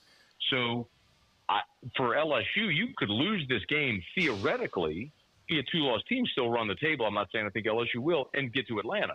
It's still on the table. That's off the table for Ole Miss if they lose this game here tonight. And I heard you talk about it earlier in the week. I think you're 100% right. It's for Ole Miss to have had this loaded gun and know they're going to have challenges ahead. To drop the game against Kentucky has got to be demoralizing, because for a team that for a team that hasn't won at that level, an elite championship level in 60 years, is that fair? I mean, you don't know what that feels like or tastes like and how to get there. And you thought this team could be it, and then you lose that game to Kentucky and real doubt creeps in. So, look, I picked them third in the league this year. I had Georgia, Texas, Ole Miss. That was my projected order of finish. And I think they've got a roster to be right there on par with that. It's just really up in the air if they lose this game tonight. I don't see a path to the playoff for them, especially when they have to still play Georgia. Yeah, they got to play Georgia. I said Texas. If they don't fix this damn schedule to where I can remember it, okay, then don't hold your breath, Hanny, with the SEC and the schedules. I'm just used to a certain cadence to the schedule that favors Alabama, and now it's now that it's remotely fair, I can't remember. Hey, Andy, you don't have to worry about anything favoring Alabama anymore. They're going to screw it up on their own. Yeah. All right, let's talk about matchups. Lane Kiffin excels at getting matchups into your secondary and creating big plays. It's been a problem for LSU. How do you see that matchup today? Yeah, I think the thing that LSU defensively has done really well is avoiding giving up the big busted play in the secondary. That was such an Achilles heel a year ago. Then again, everything defensively was. But this year, they really haven't given up that big coverage bust where you see the receiver streaking through in the secondary. At least not many that immediately come to my mind. They've given up plays, but it's been more those long plays in the running game that have been where the Achilles heel against South Carolina and the long one against Nichols as well. I think LSU in this ball game is going to try to give Ole Miss and Jackson Dart different looks, and this is the real complex thing. And Brian Kelly talked about it this week. He said, "Look, they had oversimplified everything defensively to try to prevent those big plays. But if you just stand static and show this offense one look, they're gonna destroy you, because that's how good Lane Kiffin is at manipulating things. So you have to give them different looks. But you got to give them different looks while making sure that your defenders are where they're supposed to be and know their assignment. So that's what they've been working on for 10 days now with this extra week. I'm guessing they're going to pare down their rotations. I don't think we're going to see 6 safeties running out there in this ball game. I think they made the determination through the first 5 games who they want to run with, and they spent the last 10 days drilling the heck out of them to make sure they know where to be with every call in this game, so you don't give up. So the 20-yard reception doesn't become the 60-yard house call, and now you're changing the scoreboard, and that's the thing that could break your back in a game like this. These are the best defensive statistics that a Lane Kiffin Ole Miss team has had. So I ask you, what's LSU's best way to exploit some of this, and how much of it is just a product of a soft non-conference schedule? How good is this defense? Yeah, they're average. If you look at the top 130 power rankings, the average power ranking for Ole Miss's first 4 opponents was 101. They played a whole lot of hot garbage and racked up gaudy statistics against them. Played Kentucky and lost on their home field 2017. Then went to South Carolina, and we know won that game 27-3. I think Ole Miss's defense is very talented, especially in the front 7. They're very good. But it's a good-on-good matchup for LSU offensive line against the Ole Miss defensive front. Haney, I think this is the repeat of the Southern Cal game. I think if the offensive line can keep Nussmeier upright, he's going to be able to make plenty of plays in the passing game. I don't think you're going to see a 50-50 balance. I don't think you're going to see LSU run for 100 yards in this game. But I think Garrett Nussmeier can throw for 300. I think you can run it for 50, 60 yards, and you're going to throw it for 300 yards. And you're going to try to win a game the same way you did against Southern Cal and see if you can win a lower scoring game and have an opportunity with the ball in your hand late to maybe win it. But where the opportunity to exploit Ole Miss, it's going to be in the back end. So the offensive line better hold up and give Nussmeier time to throw it on those receivers. That loss to Southern Cal, by the way, was not aging very well at all after they lost to Michigan and then to a 3-loss Minnesota team. They do, however, they did just take the lead on Penn State, though. That would improve it an awful lot if they were able to pull the upset today. It's not even a huge upset at home today against Penn State. 7-3 is that score in the first quarter. All right, Matt, what whiskey and wine after the game? Well, T-Bob will be full of all different kinds of chemicals, and depending on if LSU wins or loses, depends on if those are shrieks of elation or of misery. But either way, it'll be entertaining. We'll be over at Don Juan Cigar Bar in Town Center. All right, have a good call, and we'll talk to you next week. All right, guys, see you. We are at Rouse's on Burbank at Lee. Come on, step by for all of your tailgating supplies as you make your way into campus. This is Eagle 98.1 Game Day. At Atmos Energy, our smart choice solutions help customers save energy and emissions with rebates up to $500 off high-efficiency natural gas appliances, smart thermostats, and weatherization upgrades. Together, we're fueling our energy future. The Windsor Senior Living Community in Mandeville, Louisiana is a beautiful, vibrant apartment community geared towards seniors. They are nestled right in the heart of Mandeville, where seniors live a more carefree lifestyle in spacious apartments with the peace of mind that comes from having a little extra help. Call the Windsor at 985-624-8040 to schedule a lunch and tour. Come see how the Windsor can be your passport to peace of mind. There it is, the extra mile, on the border of expected and extraordinary for those willing to go further, like vans customized for work or play, with safety and tech to keep you connected. Supported by a 5-star sales, service, and finance team, and backed by the 1-star you know. So go the extra mile. It's never crowded, because so few have what it takes to go there. Mercedes-Benz Vans. I've been doing business with Luba for 25 years. They're dependable, trustworthy. It's just the attention to detail with our clients. Our folks have years and years of experience. They're highly trained professionals. But many companies have that asset. What I'd like to think makes Luba a bit different is that we use those talents in a way that truly is dedicated to serving the needs of the folks who depend on us. Dylan Cruz here to tell you about Six Rings Baseball and Softball Camp. If you live on the North Shore and play ball, go to Six Rings Camps with former LSU assistant coach Dan Canaveri. His knowledge is second to none, and your child will improve and have fun doing it. Camps were held at Coquille Park and Six Rings Academy in Covington with 4 sessions over the summer. Full day and morning only sessions are available from ages 7 to 13. Go to sixringsbaseball.com or call 985-206-9096. Learn the game to love the game. Breck teamed up to reimagine your parks, and you imagined big. With your help, we went to work, creating 12 beautiful community parks across the parish. A family-sized water park, miles and miles of trails, and parks just for your dogs. There are more places to splash, to explore, to run wild, and even soar. You imagined, we delivered. Gold. Breck, your #1 park system in the nation.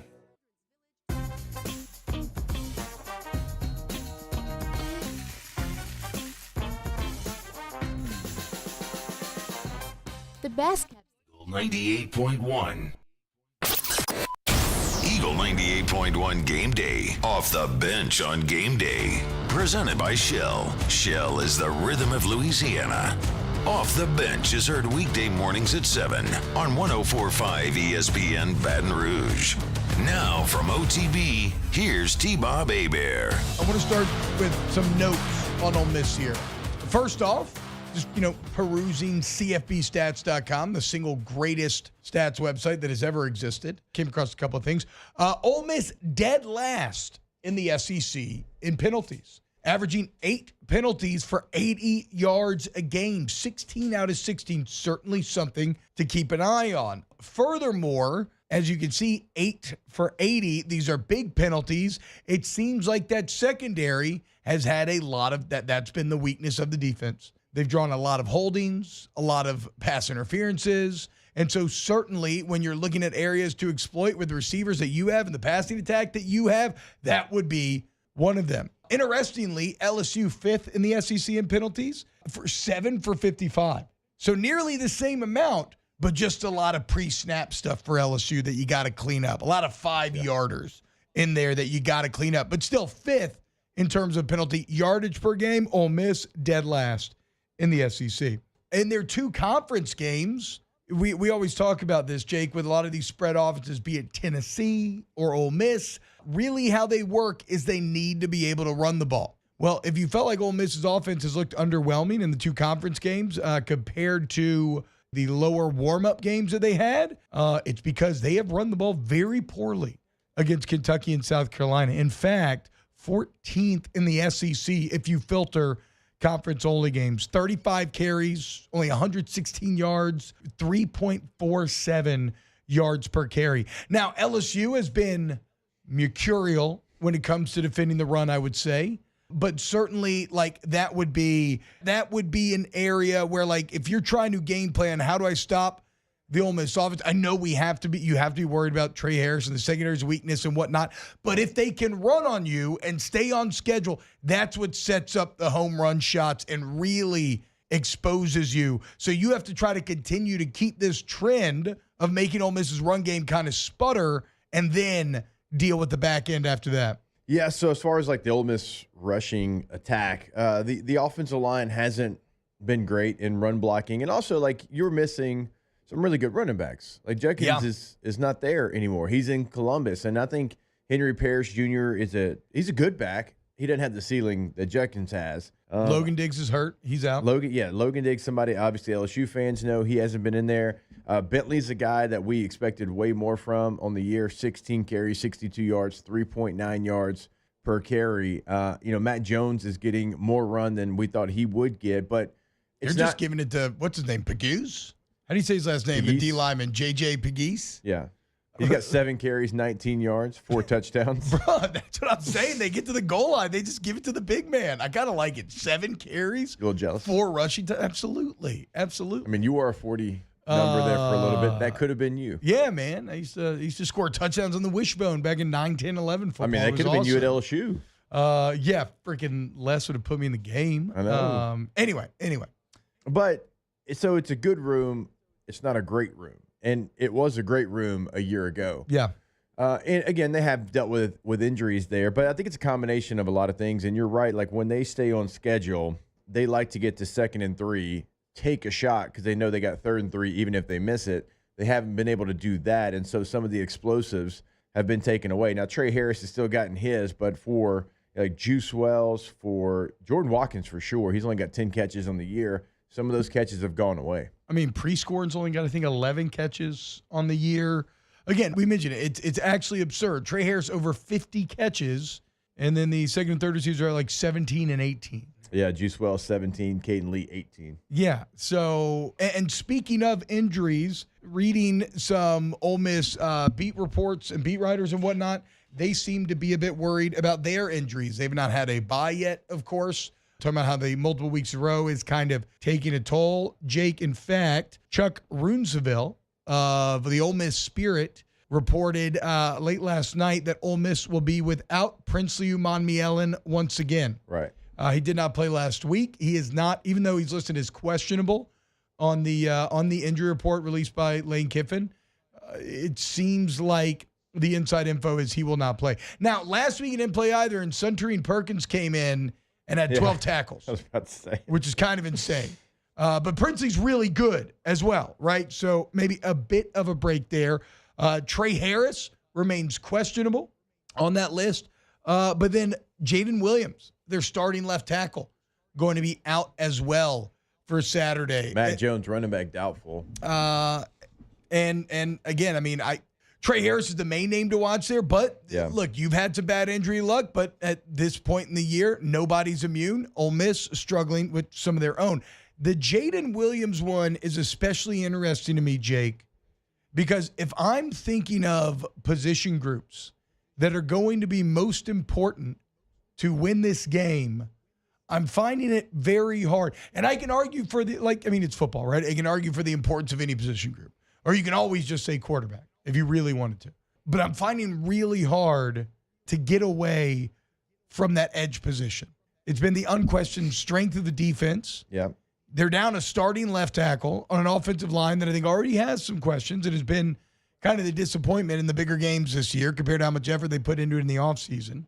And if your biggest weakness is the secondary, well, we talk all the time about the symbiotic relationship between pass rush and pass coverage. And so, you know how you help that secondary out? You get to the quarterback in those obvious passing downs.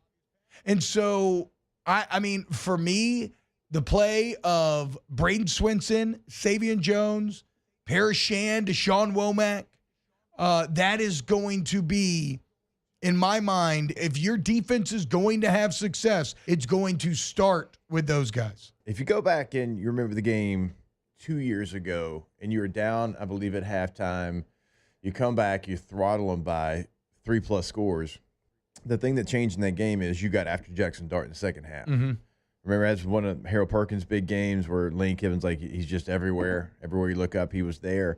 And that Forget about that Perkins game, actually. Yeah, that was kind of the difference in the game is Jackson Dart got frustrated, couldn't set his feet, and you got after him multiple times. And Kentucky kind of did the same. So it's easier said than done because of how fast they get rid of the football, because there's always that threat of run. But he has not thrived under pressure when you look at his college career. The times that he has struggled, it hadn't been often, but when he has, it's been when he's had pressure in his face. He doesn't handle it well, as well as you would think a kind of a dual threat, because he does have dual threat ability. He doesn't handle as well as most dual threat quarterbacks. If we flip it to the other side of the ball, Jake, what do you think the offensive keys are, or if LSU is going to win, where does that win start offensively?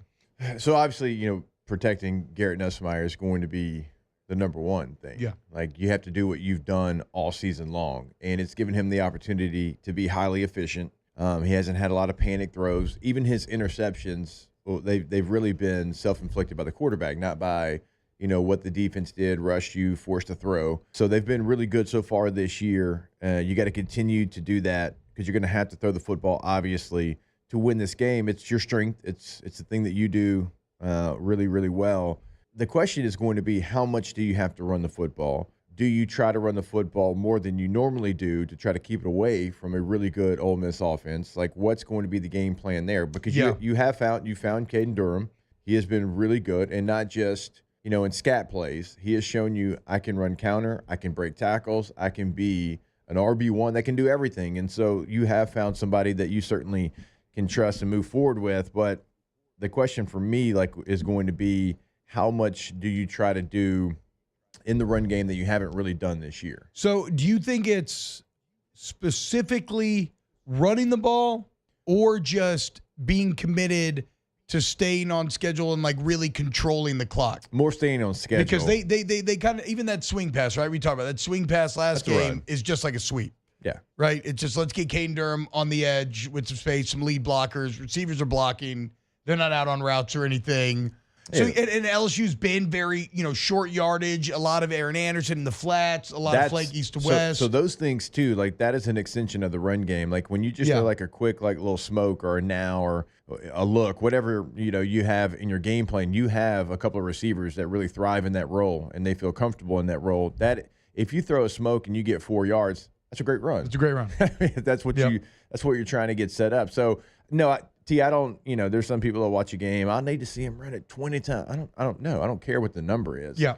I just need to see you stay on schedule, stay in and kind of live in 2nd and 5, 2nd and 4, like those kind of situations. And if you do that, I think you've done what you set out to do, which is control the clock, play efficient, and then decide when to take your shots. So it's interesting that you mentioned pass protection. I mean, obviously I agree there. We talk about Ole Miss #1 in the nation right now, guys. 24 sacks on the season already. And it's not like it's just coming from one person. They are spreading the wealth. Everybody has been getting home pretty consistently. But what they have that most teams don't have is the interior pass rush. Walter Nolan, Chris Paul, JJ Pegues. Yeah, he ain't just running the football. Yeah, he ain't just running, exactly, right? And so you could argue that the interior pass protection may be even more important, because this will be the best interior rush that you've faced thus far. And there is nothing more devastating to a quarterback. Interior pass rush can throw off everything, right? All of a sudden, you're super uncomfortable in the pocket. You can't step up, maybe even drift back. Then the tackles who think they have room to run guys wide, all of a sudden, you're drifting right back into sacks off the edges. Like Miles Frazier, Garrett Dellinger, DJ Chester, this is going to be their greatest challenge yet, and that may actually be where the pass protection starts.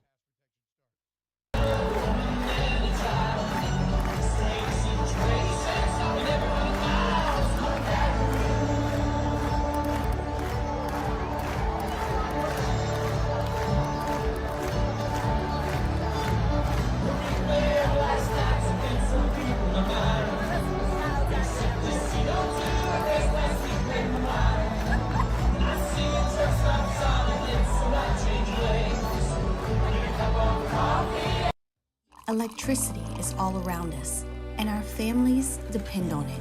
Every day is sparked by the power of a cold drink or a warm meal, a movie night, and a comforting light at the end of a dark hallway. From sunrise to sunset, playtime to bedtime, our team is ready to take care of your electrical needs. Even in the case of an after-hours emergency, the light in your life shines brighter with Mr. Electric. Hey, it's Matt Moscona. For years, you've heard me tell you about Insurance Network of Louisiana, helping you find better coverage for less money. But it's not just for your home and auto. They also offer commercial property. So, retail stores, professional offices like doctors, dentists, attorneys, clothing boutiques. Insurance Network of Louisiana can find you better coverage for less money. They service the entire state of Louisiana, and they're local. So call today at 293-0450 or lainsurance.net. Jerry and Benny Payne began Central Plumbing Company out of their driveway in Tanglewood subdivision. 50 years later and 4 generations down the road, we continue to serve Baton Rouge and the surrounding areas for all of their plumbing needs. Residential, commercial, industrial, or hospitality, Central Plumbing is here 24/7, 365. We want to thank our customers, family, and friends for 50 years of success. And looking forward to 50 more. Gulf Coast Office Products is a nationally recognized Savin office equipment dealer based right here in Louisiana. Over 100 employees strong, Gulf Coast has the boots on the ground to support all vertical markets from education, engineering, legal, and finance. With the latest in office technology from desktop to production segment units, Gulf Coast and Savin have the perfect fit for you. Call 225-756-2644. That's 756-2644 for Gulf Coast Office Products. There it is, the extra mile, on the border of expected and extraordinary, for those willing to go further, like vans customized for work or play, with safety and tech to keep you connected, supported by a 5-star sales, service, and finance team, and backed by the 1-star you know. So go the extra mile. It's never crowded, because so few have what it takes to go there. 98.1. The dependable Storage College Football Scoreboard. Dependable Storage. Let us store your stuff. DependableStorage.com. All right, we start at the Cotton Bowl, where after one quarter, number 18 Oklahoma leads number 1 Texas 3-0. First quarter dominated by the Sooners. 6 first downs to none, 54 yards to 13. Quinn Ewers has started off rusty. He's 3 for 5 for 13 yards and an interception. Oklahoma's made a field goal and missed one. At the Coliseum, USC leads number 4 Penn State at the end of one quarter. It was a 72-yard end around for, 75-yard end around for Quentin Joyner for USC to account for the touchdown. Number 11 Notre Dame leads Stanford now 13-7 with the extra point to come. That game is midway through the second quarter. Also in the second quarter, number 22 Pitt leads Cal 14-6. Desmond Reed, a 72-yard touchdown, the second of 2 touchdowns that Reed has scored so far in this ball game. Third quarter score, Miami of Ohio leads Eastern Michigan 21-14. Second quarter, number 23 Illinois leads Purdue 10-0. Virginia leads Louisville 7-6 with the extra point to come as Louisville has just punched it in. They make that extra point, so make it a 7-7 tie. Cincinnati leads UCF 10-0. The game is early in the second quarter. Also early in the second quarter games, Colorado State leads San Jose State 14-7. San Diego State leads Wyoming 10-7. Old Dominion leads Georgia State 7-0. Akron leads Western Michigan 17-7. Bowling Green leads Northern Illinois 7-3. That game is late in the first quarter, as is Memphis and South Florida. Memphis leads that one 14-0. Other first quarter scores, number 14 BYU up. Arizona has just punched it in. I was going to say tied. Arizona, Noah Fafita pass for a touchdown to Montana Lamonius Craig. That's a great name. It is. That's a great name. 14-yard touchdown, 6-0, extra point to come. Ohio leads Central Michigan 3-0. Mississippi State has the lead on Georgia. Yes. 3-0. Minute and a half to that game. 4 o'clock kickoff for Southern Miss and UL Monroe. 6 o'clock kickoffs tonight for Florida and number 8 Tennessee. Washington State at Fresno State. Number 2 Ohio State at number 3 Oregon is a 6:30 kickoff. 6:45 on the SEC Network, Vandy and Kentucky. You think Vandy letdown factor here? I think big-time Vandy letdown factor here. I think that's a reasonable theory. Number 11 Iowa State is at West Virginia as they try to sort out that logjam at the top of the Big 12. Both of these teams are 2-0 in conference play. That's a 7 o'clock kickoff on Fox. Syracuse and NC State also at 7 o'clock. 9:15, another portion of that Big 12 logjam. Number 18 Kansas State is at Colorado.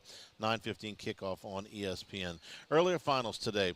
Number 7 Alabama held on against South Carolina 27-25. South Carolina scored a touchdown, had an open 2-point conversion that Lenore Sellers just overthrew. He was under pressure. He had an open receiver in the end zone for the 2-point conversion that would have tied it with under a minute to go. He sailed it. South Carolina got the onside kick, but Sellers threw an interception as time expired. Number 10 Clemson beat Wake Forest 49-14. Cade Klubnik with 3 touchdown passes for Clemson. Number 21 Missouri gets back on the winning track. They beat UMass 45-3. Iowa beat Washington 40-16. Did you find out the answer? I found it. The last time Iowa scored 40 points in a conference game was October 1st, 2021 against Maryland. They put up 51. That's a lot more recent than I would have picked. Caleb Johnson ran for 166 yards and 2 touchdowns for the Hawkeyes. Wisconsin goes to 4-2. They blasted Rutgers in Piscataway 42-7. Georgia Tech beat North Carolina 41-34. This game was tied inside of a minute and a half. Georgia Tech broke a long touchdown run. I believe it was Jamal Haynes who had 170 yards on the day and 2 touchdowns to provide the winning margin. 41-34, Georgia Tech wins it. Ball State beat Kent State 37-35. It was Buffalo over Toledo 30-15. And Army goes to 6-0. They're the first bowl eligible team. Is that right? Are they the first team today to get to 6-0? I think that they are, yes. Right. They beat UAB today 44-10. Bryson Daly, the quarterback, ran for 136 yards and 4 touchdowns for the Cadets. Are they the first team? I'm checking the earlier week finals, too. I don't see anyone at 6-0. Texas can get to 6-0 today. Yeah. They're losing, but they could get to 6-0. Either Ohio State or Oregon will get to 6-0 today. Yeah, so Army in the first, the first team to get. There's something really fitting about that. I mean, it's pretty cool, I would say. Yeah, I like it. All right, Army and Navy both still undefeated, and Navy's off this week, right? Yes. They get Notre Dame next week. Is that next week? I think so. Yes. They had a good shot in that game, man. I think. I think that it's 2 weeks from now. I think it's a neutral site this year, isn't it? I'm sorry, it is. No, it's 2 weeks. Because they've got an off week. No, that game's in South Bend. It is in South Bend. Okay. Yeah, it's in 2 weeks. But Navy will give Notre Dame all they want. They got a shot to win that game. Texas down in the red zone there at the Oklahoma 11 early in the second quarter. We're here at Rouse's, your game day headquarters for all your tailgating supplies, your beer, your wine, your spirits. Here, the bakery, the grill, the deli. Don't be the guy that shows up with no food or drinks when you go to the tailgate party. Lots of soft drinks, chips, and things on the other side. We're just a couple of miles off campus here, Burbank and Lee. Live from Rouse's, Eagle 98.1 Game Day.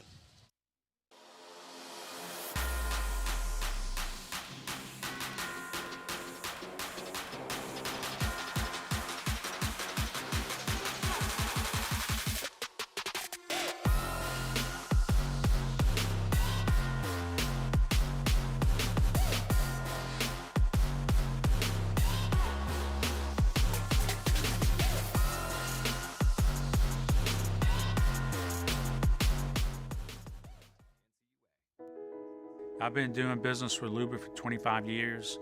They're dependable, trustworthy. It's just the attention to detail with our clients. Our folks have years and years of experience. They're highly trained professionals. But many companies have that asset. What I'd like to think makes Luba a bit different is that we use those talents in a way that truly is dedicated to serving the needs of the folks who depend on us. Dylan Cruz here to tell you about Six Rings Baseball and Softball Camp. If you live on the North Shore and play ball, go to Six Rings Camps with former LSU assistant coach Dan Canaveri. His knowledge is second to none, and your child will improve and have fun doing it. Camps were held at Coquille Park and Six Rings Academy in Covington with 4 sessions over the summer. Full day and morning only sessions are available from ages 7 to 13. Go to sixringsbaseball.com or call 985-206-9096. Learn the game to love the game. Breck teamed up to reimagine your parks, and you imagined big. With your help, we went to work, creating 12 beautiful community parks across the parish. A family-sized water park, miles and miles of trails, and parks just for your dogs. There are more places to splash, to explore, to run wild, and even soar. You imagined, we delivered. Gold. Breck, your #1 park system in the nation. Electricity is all around us, and our families depend on it. Every day is sparked by the power of a cold drink or a warm meal, a movie night, and a comforting light at the end of a dark hallway. From sunrise to sunset, playtime to bedtime, our team is ready to take care of your electrical needs. Even in the case of an after-hours emergency, the light in your life shines brighter with Mr. Electric. Hey, it's Matt Moscona. For years, you've heard me tell you about Insurance Network of Louisiana, helping you find better coverage for less money. But it's not just for your home and auto. They also offer commercial property. So retail stores, professional offices like doctors, dentists, attorneys, clothing boutiques. Insurance Network of Louisiana can find you better coverage for less money. They service the entire state of Louisiana, and they're local. So call today at 98.1. Eagle 98.1 Game Day. Opposing Media. Presented by Rev. Rev. Fiber fast internet made in Louisiana. Earlier this week, Matt Moscona sat down with Neil McCready of Rebel Grove to take a closer look at the Rebels. Rebel Grove, good enough to join us on the show, talk a little bit about the Rebs. Hey, man, how are you? Matt, I'm good. It's good to be with you. How are you? Awesome. We always appreciate the time, man. Quite honestly, it stinks that we're here already in October, and we're only now going to have a night game in Tiger Stadium that people are actually going to be excited about, but we'll take it. Give me a sense of where the sort of temperature is with this Ole Miss team after the hot start, the really very surprising loss to Kentucky, and then last week coming into Baton Rouge. Yeah, probably as I told you back in July when we talked, I mean, there's never been more hype or expectations around a team, and then more importantly, inside a team at Ole Miss probably. And I don't know. I'm not a historian. This is my 17th year on the beat. It's not even close. This is the loftiest expectations inside a program here and all the time I've been here. Their goal is to win the national championship. Now, I didn't say they're going to, or everybody goes crazy. That's their goal. They didn't ever run from it. And they looked phenomenal in the first 4 weeks, but they beat 4 teams that all sucked. And none of those teams were ever going to do anything against anybody in the SEC. Nobody. So those 4 teams combined, had they played a 16-game SEC schedule, they would have gone, man, I mean, maybe 1 in 63, maybe somebody pulls off a miracle. I mean, but that's it. So they get to Kentucky, and Kentucky had been tested. Kentucky had played South Carolina. Kentucky had played Georgia. And it was the first time they got punched in the face, and they just didn't handle it super great. You go and you look at the statistics in that game, and, Ole Miss had about 2 yards per play more than Kentucky, but they had a hard time getting Kentucky off the field. Mark Stoops and them had a great plan. They executed the plan, and the game got close, and Kentucky converted a 4th and 7 from their own 18 and made a big play. Vandegrift made a terrific throw, and Berrien Brown, who's an absolute speed merchant, got open, made a catch. They converted it, made a touchdown. Then they stopped them, and Ole Miss missed a field goal that would have sent the game to overtime, and it was over. And to answer your question, they were heartbroken. They were kind of devastated, really. I think it was a brutally difficult loss for them to absorb.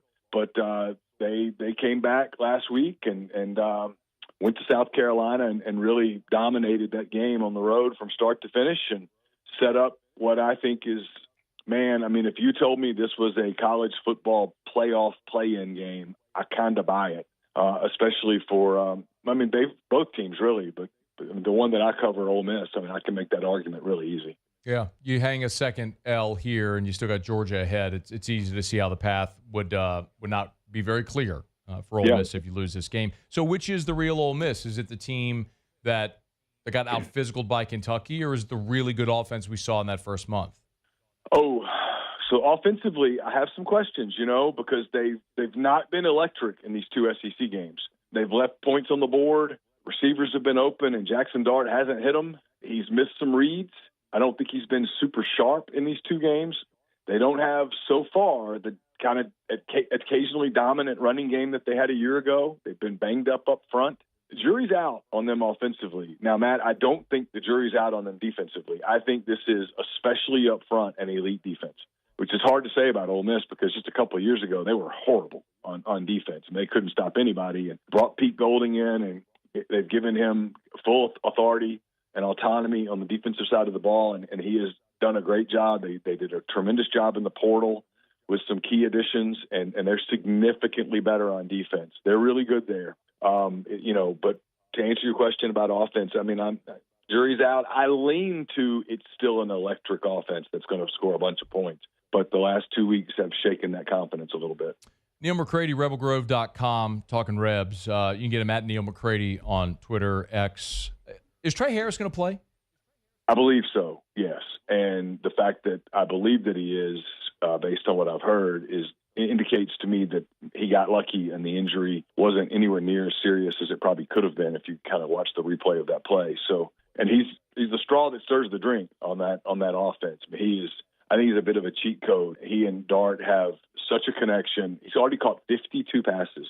The next leading receiver on Ole Miss's team has 19. That's Caden Lee, the slot receiver. So, I mean, Jackson Dart loves throwing the ball to Trey Harris. The offense is in many ways built around throwing the ball to Trey Harris. And, it's what Lane does well throughout his career at USC, at Alabama, at FAU, and now at Ole Miss. Is he's not afraid to feed, one guy. And so if Harris couldn't play, I was going to say, and I just don't know. I don't know what this looks like. But if Harris can go and he's effective, I think he's obviously someone that LSU is going to worry about and have to spend a lot of time thinking about. What if he's limited? Let's say you get, 75% Trey Harris.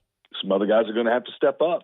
That's the case. I mean, if that's the deal, Juice Wells will have to step up. They're going to have to get more out of their tight ends. They'll have to get more out of Caden Lee, more out of Jordan Watkins. They have other weapons, but look, I mean, there's no way around this. You've been covering LSU for a long time. When you have an elite wide receiver, and I do think Trey Harris is an elite wide receiver, yes. When you have an elite wide receiver and you take him out of the lineup, your offense is not as good as it was with him in it. I mean, you don't lose Jamar Chase out of the lineup and be like, oh, yeah, we're good, or Malik Neighbors or whatever. You lose those kinds of receivers, and you're going to take a step back. So if he's not close to 100%, their offense will have to find production elsewhere. What about the running game with Parrish? Look, Henry Parrish is averaging 6 yards a carry.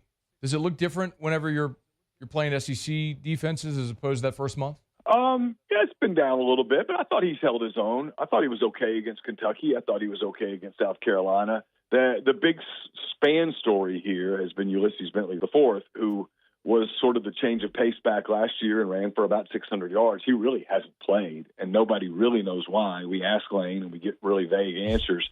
Matt Jones has been the backup. He got banged up in the last couple of minutes at South Carolina. Was listed as doubtful on Lane's novel length injury report yesterday. I don't necessarily know what to think of that. In the event that Jones is indeed doubtful, I think you'll see more of Bentley, and the fans have certainly been clamoring for that. Look, you and I talked about this in the summer.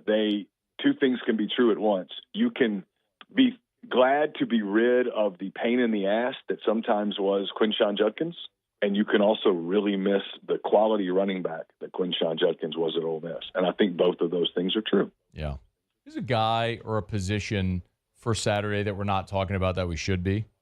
So I think this game comes down to elite units. I think LSU's offensive line is terrific, great players. I think Ole Miss's defensive line is terrific, great players. I think this thing comes down to the obvious, right? Can LSU run the ball effectively enough to have third and manageable? Because if you have third and manageable, you can't tee off after the quarterback. But for the sake of our little discussion, let's say that LSU doesn't have a tremendous amount of success running the football. If they do, they're going to win, obviously. Let's say they have a mediocre running game, and this thing has some 3rd and 7s, some 3rd and 8s. Kentucky was able to convert those plays. They were able to move the chains. To me, this thing's going to come down to LSU's ability to block what I think is a very explosive defensive line, especially on passing downs where everybody knows, hey, you're going to have to throw the football here.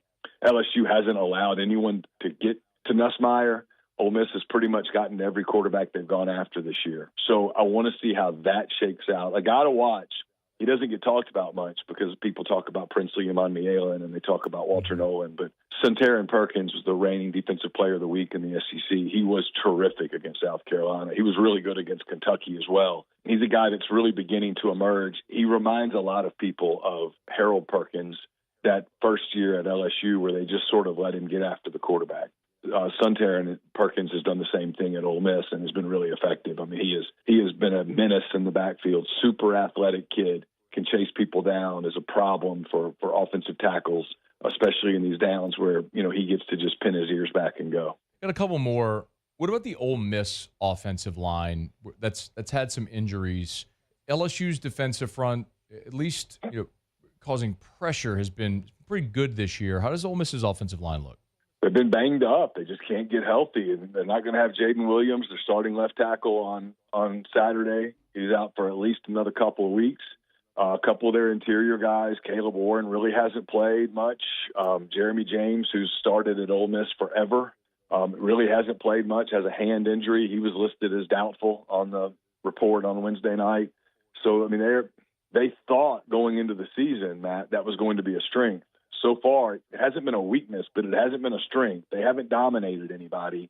They held their own against South Carolina. That's pretty good pass rush they have at most of the time. I mean, they got beat some.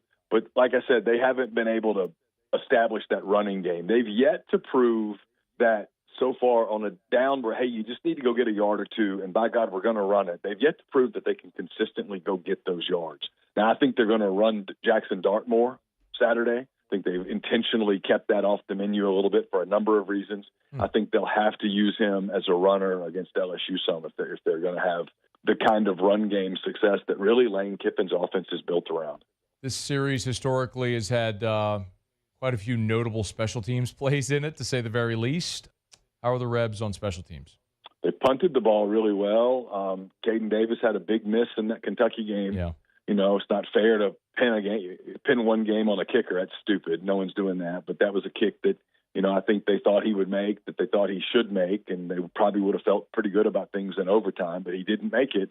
You know, and like anybody else, man, I mean, nobody's returning the ball anymore. Everybody kicks the ball out of the end zone. They've got Micah Davis, Utah State transfer portal guy, returning punts, and he's had a few where looked like he was close to breaking one. I'm not saying he's going to do that this weekend at all, but they're to answer your question, they're pretty solid in the kicking game.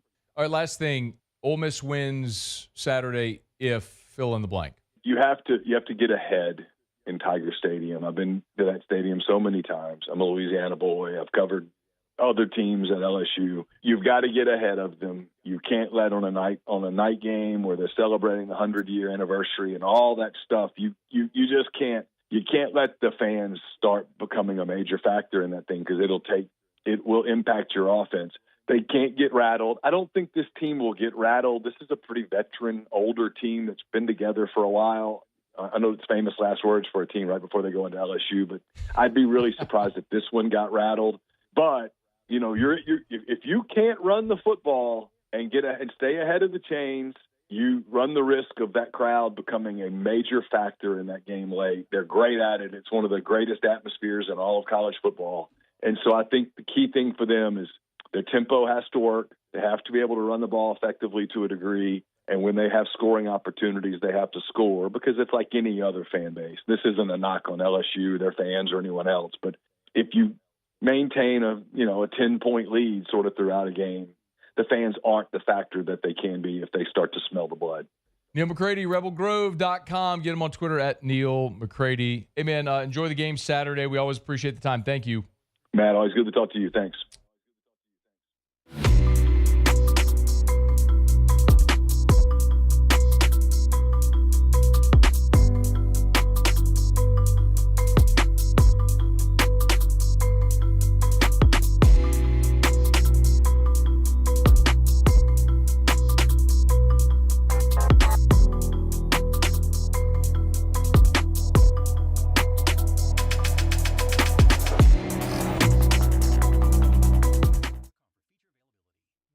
Jerry and Benny Payne began Central Plumbing Company out of their driveway in Tanglewood subdivision. 50 years later and 4 generations down the road, we continue to serve Baton Rouge and the surrounding areas for all of their plumbing needs. Residential, commercial, industrial, or hospitality, Central Plumbing is here 24/7, 365. We want to thank our customers, family, and friends for 50 years of success. And looking forward to 50 more.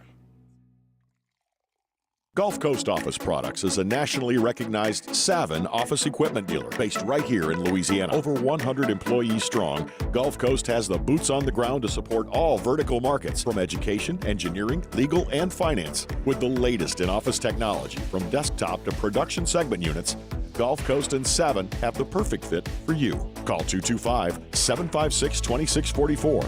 That's 756-2644 for Gulf Coast Office Products.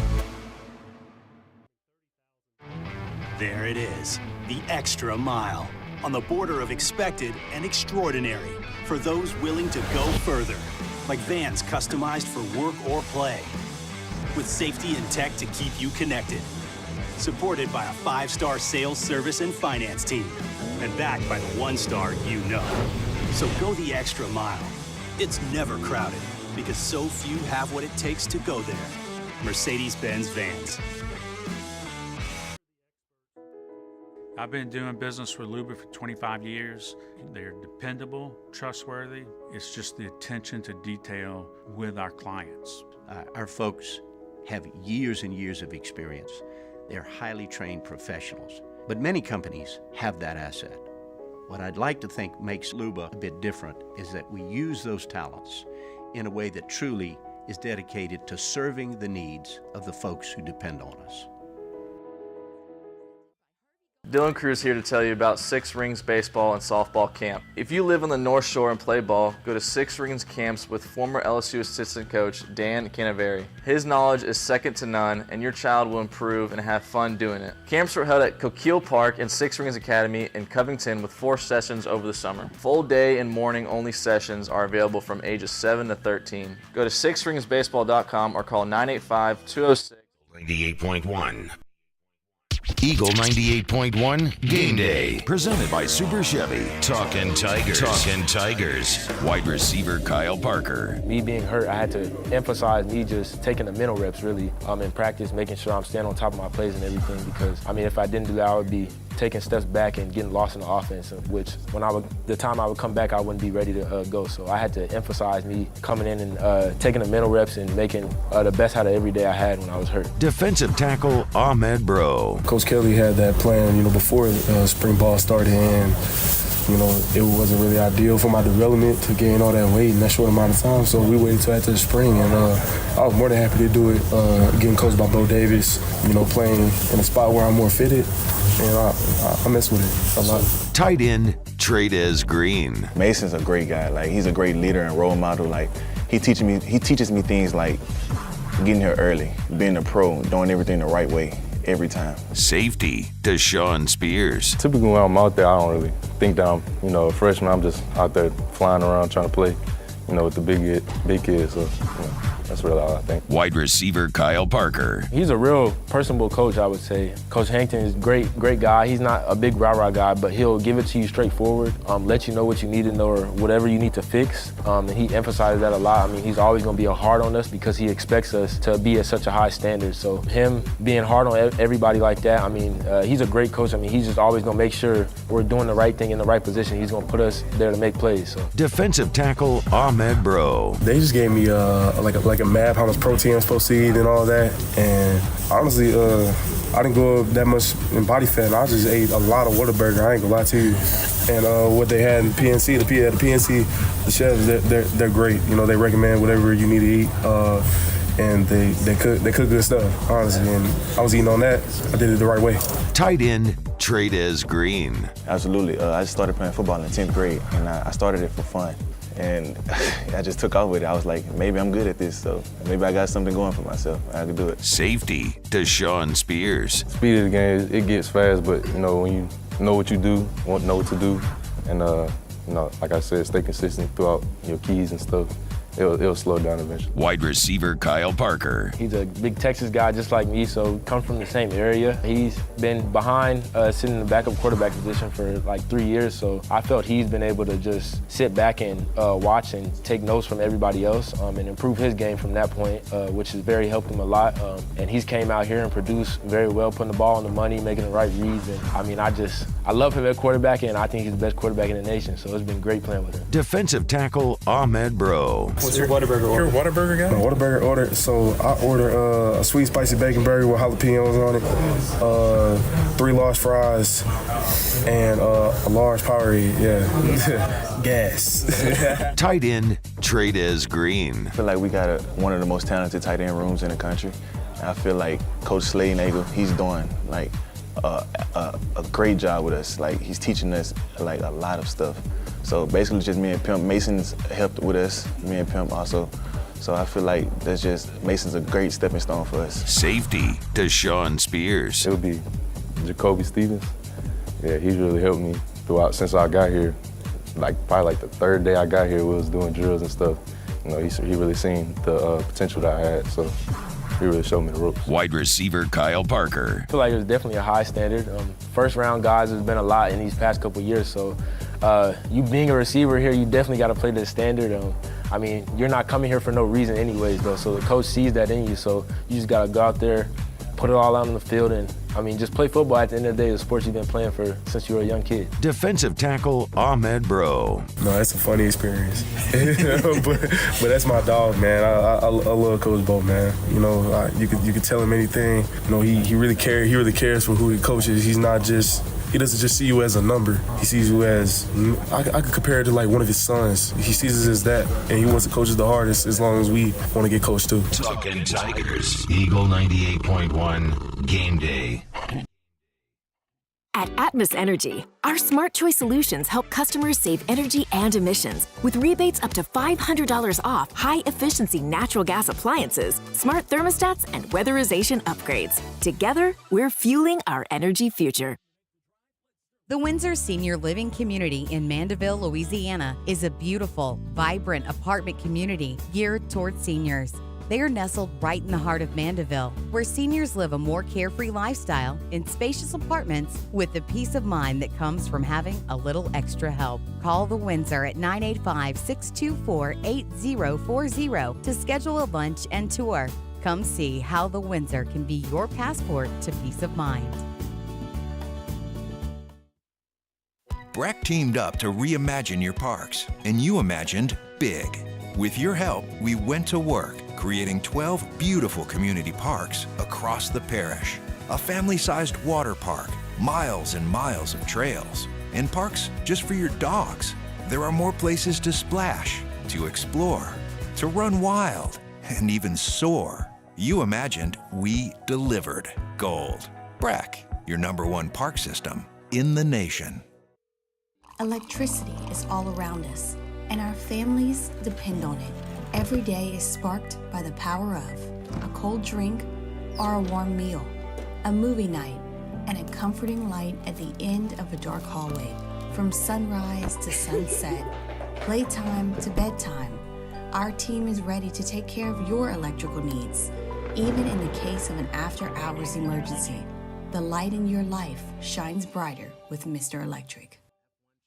Hey, it's Matt Moscona. For years, you've heard me tell you about Insurance Network of Louisiana, helping you find better coverage for less money. But it's not just for your home and auto. They also offer commercial property. So, retail stores, professional offices like doctors, dentists, attorneys, clothing boutiques. Insurance Network of Louisiana can find you better coverage for less money. They service the entire state of Louisiana, and they're local. So call today at 293-0450 or lainsurance.net.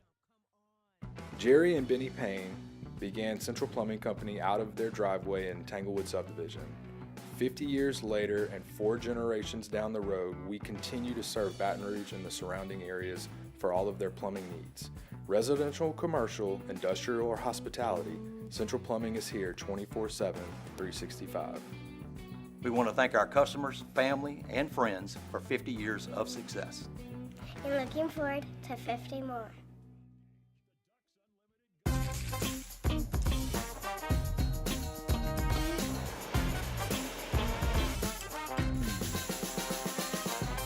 The best kept secret. 98.1. Protect your home with dependable roof repair and service. GarciaDidMyRoof.com.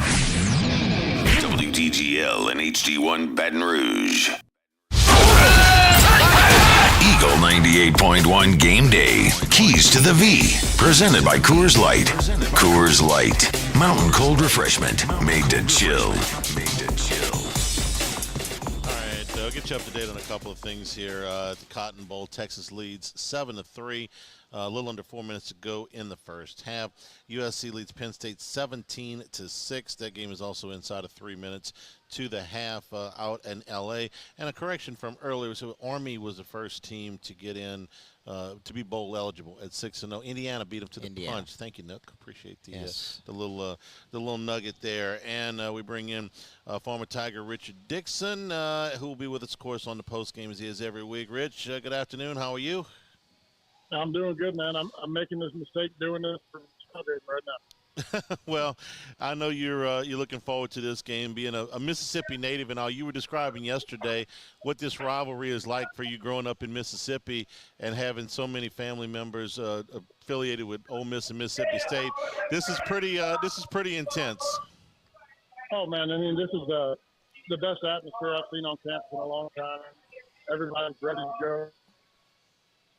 Hit them in the mouth, shut them up real quick, and get things rolling early. Rich, talk to me about being able, as a skill position guy, being able to push off with problems with your toes.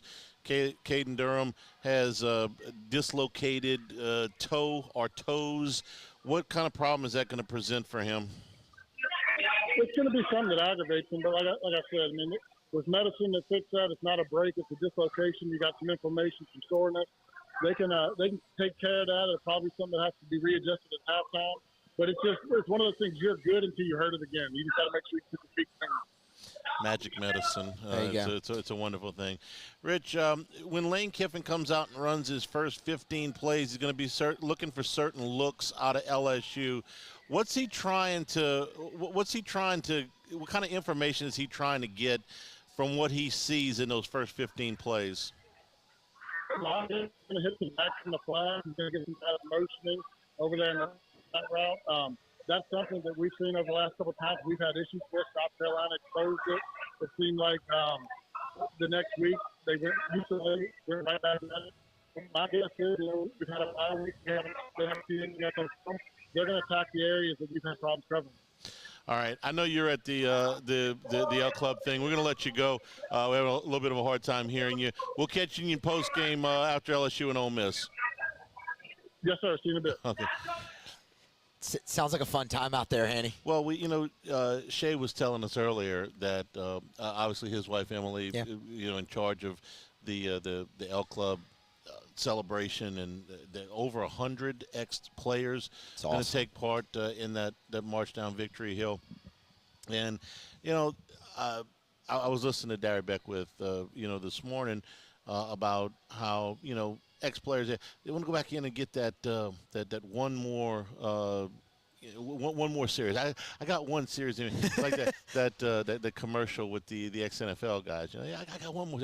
They get the juices flowing. They don't do this every week where you have this kind of response. You'll get some in, but for the very big games like this one for Alabama, you get that huge following of ex-players that want to make it back to campus for special days like this. Yeah, I mean, this was tremendous planning on LSU's part. I mean, I think it'd be easy, right? You have the 100-year anniversary of Tiger Stadium, and you have Alabama at home. It's easy to earmark that. But to do it this week, to make it – Wouldn't you want to do this against a ranked team, though? Oh, there we go. I love it. But, I mean, you align it with homecoming. You align it with just a bunch of different things. It's created a perfect storm, and it sounds like it's just an absolutely incredible atmosphere out there on campus right now. They're still ranked for now. For now. Get Tennessee next week. Get Tennessee next week. Missouri after that. And then, LSU after that. Oh, LSU. Week off, and then, For the moment, they're still ranked. They got out today. They got out today.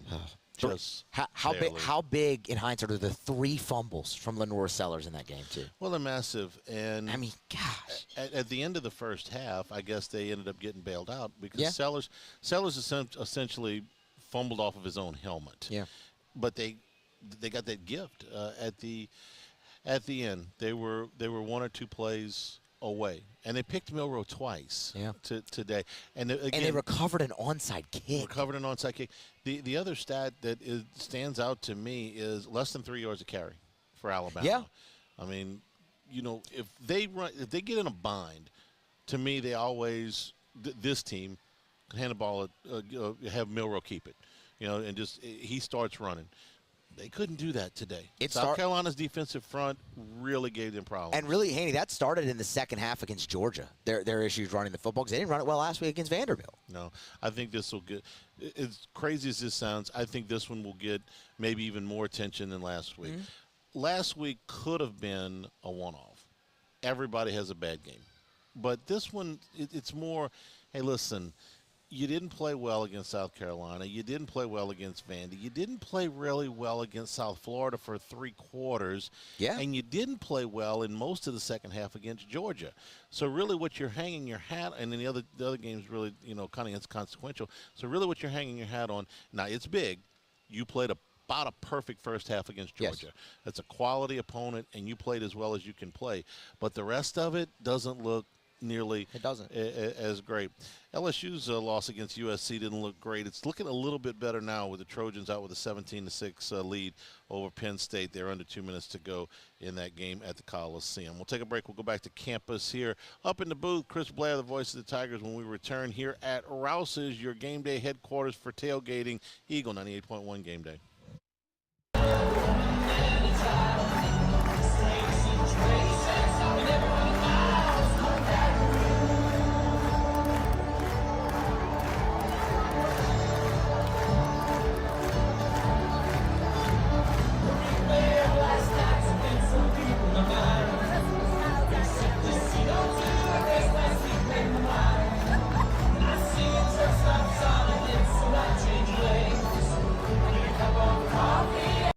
Gulf Coast Office Products is a nationally recognized Savin office equipment dealer based right here in Louisiana. Over 100 employees strong, Gulf Coast has the boots on the ground to support all vertical markets, from education, engineering, legal, and finance. With the latest in office technology, from desktop to production segment units, Gulf Coast and Savin have the perfect fit for you. Call 225-756-2644. That's 756-2644 for Gulf Coast Office Products. There it is, the extra mile, on the border of expected and extraordinary, for those willing to go further, like vans customized for work or play, with safety and tech to keep you connected, supported by a 5-star sales, service, and finance team, and backed by the 1-star you know. So go the extra mile. It's never crowded, because so few have what it takes to go there. Mercedes-Benz Vans. I've been doing business with Luba for 25 years. They're dependable, trustworthy. It's just the attention to detail with our clients. Our folks have years and years of experience. They're highly trained professionals, but many companies have that asset. What I'd like to think makes Luba a bit different is that we use those talents in a way that truly is dedicated to serving the needs of the folks who depend on us. Dylan Cruz here to tell you about Six Rings Baseball and Softball Camp. If you live on the North Shore and play ball, go to Six Rings Camps with former LSU assistant coach Dan Canaveri. His knowledge is second to none, and your child will improve and have fun doing it. Camps are held at Coquille Park and Six Rings Academy in Covington with 4 sessions over the summer. Full day and morning only sessions are available from ages 7 to 13. Go to sixringsbaseball.com or call 985-206-9096. Learn the game to love the game. Breck teamed up to reimagine your parks, and you imagined big. With your help, we went to work, creating 12 beautiful community parks across the parish. A family-sized water park, miles and miles of trails, and parks just for your dogs. There are more places to splash, to explore, to run wild, and even soar. You imagined, we delivered gold. 98.1. Eagle 98.1 Game Day inside the stadium. Presented by Louisiana Federal Land Bank. Louisiana Federal Land Bank. They're experts in rural land and equipment lending. And we return here, our LeBear's countdown to kickoff. About 2 hours and 20 minutes and change here from Rouse's. We go down to Tiger Stadium. Voice of Tigers, Chris Blair. Chris, good afternoon. How are you? I'm great, Charlie. How are you? We're good. Since very early this morning, I was out moving around 7:30. I was already starting to see a little bit more traffic than normal, and then it's later in the morning. I mean, so this started early today. Everybody we've talked to down on campus has talked about what the scene is like down there. So I'm not sure exactly where your vantage point is right this second, but kind of give us what you've seen so far today. Yeah, as the kids would say, Charlie, it is turned up here at Tiger Stadium today.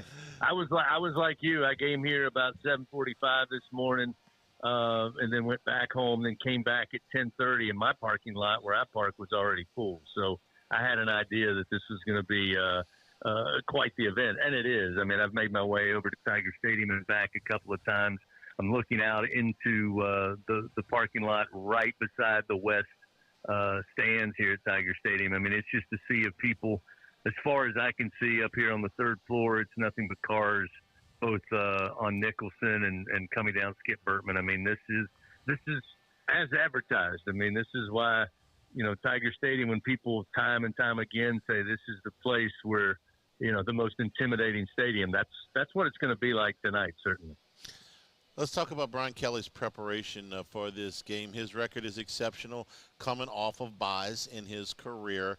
So he talked about this week, the bye week rather, as not being a recuperation week so much as it was a hard practice week. So kind of take us through some of the things he shared with you and the coaches show and getting ready for this game.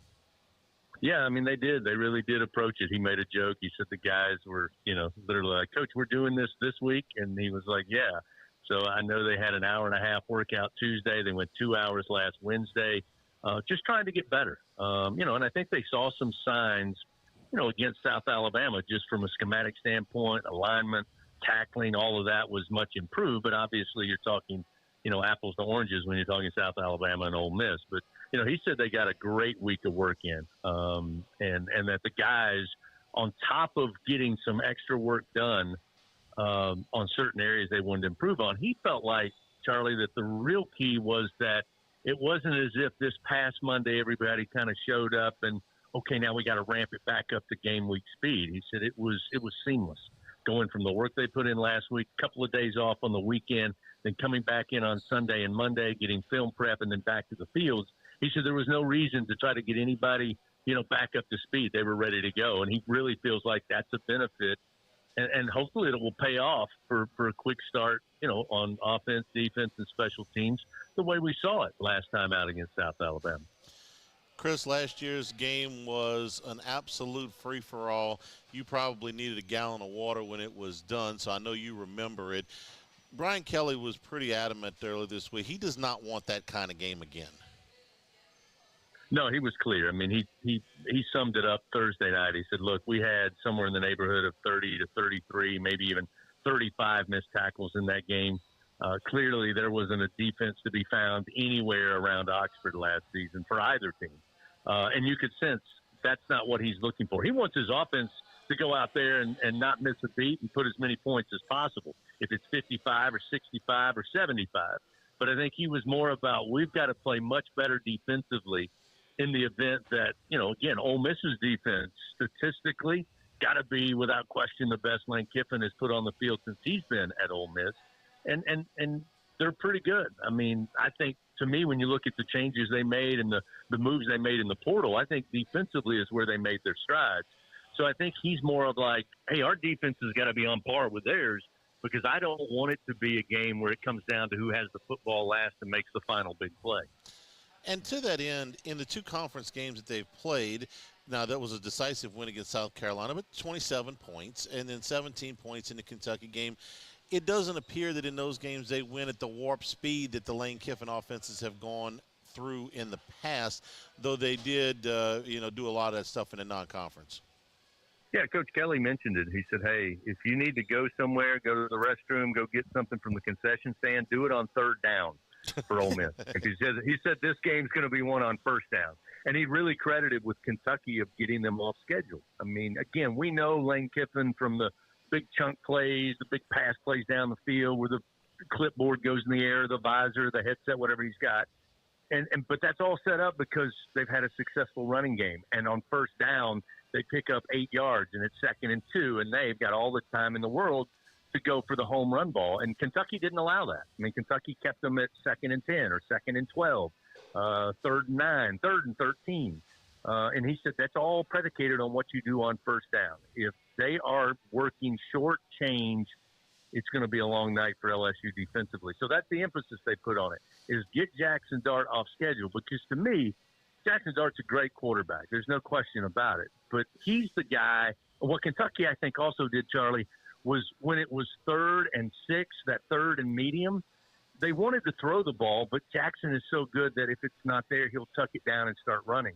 Kentucky didn't allow him, because what happens when they get in that rhythm is suddenly Jackson Dart extends the play, then decides to run. He's a physical and big runner.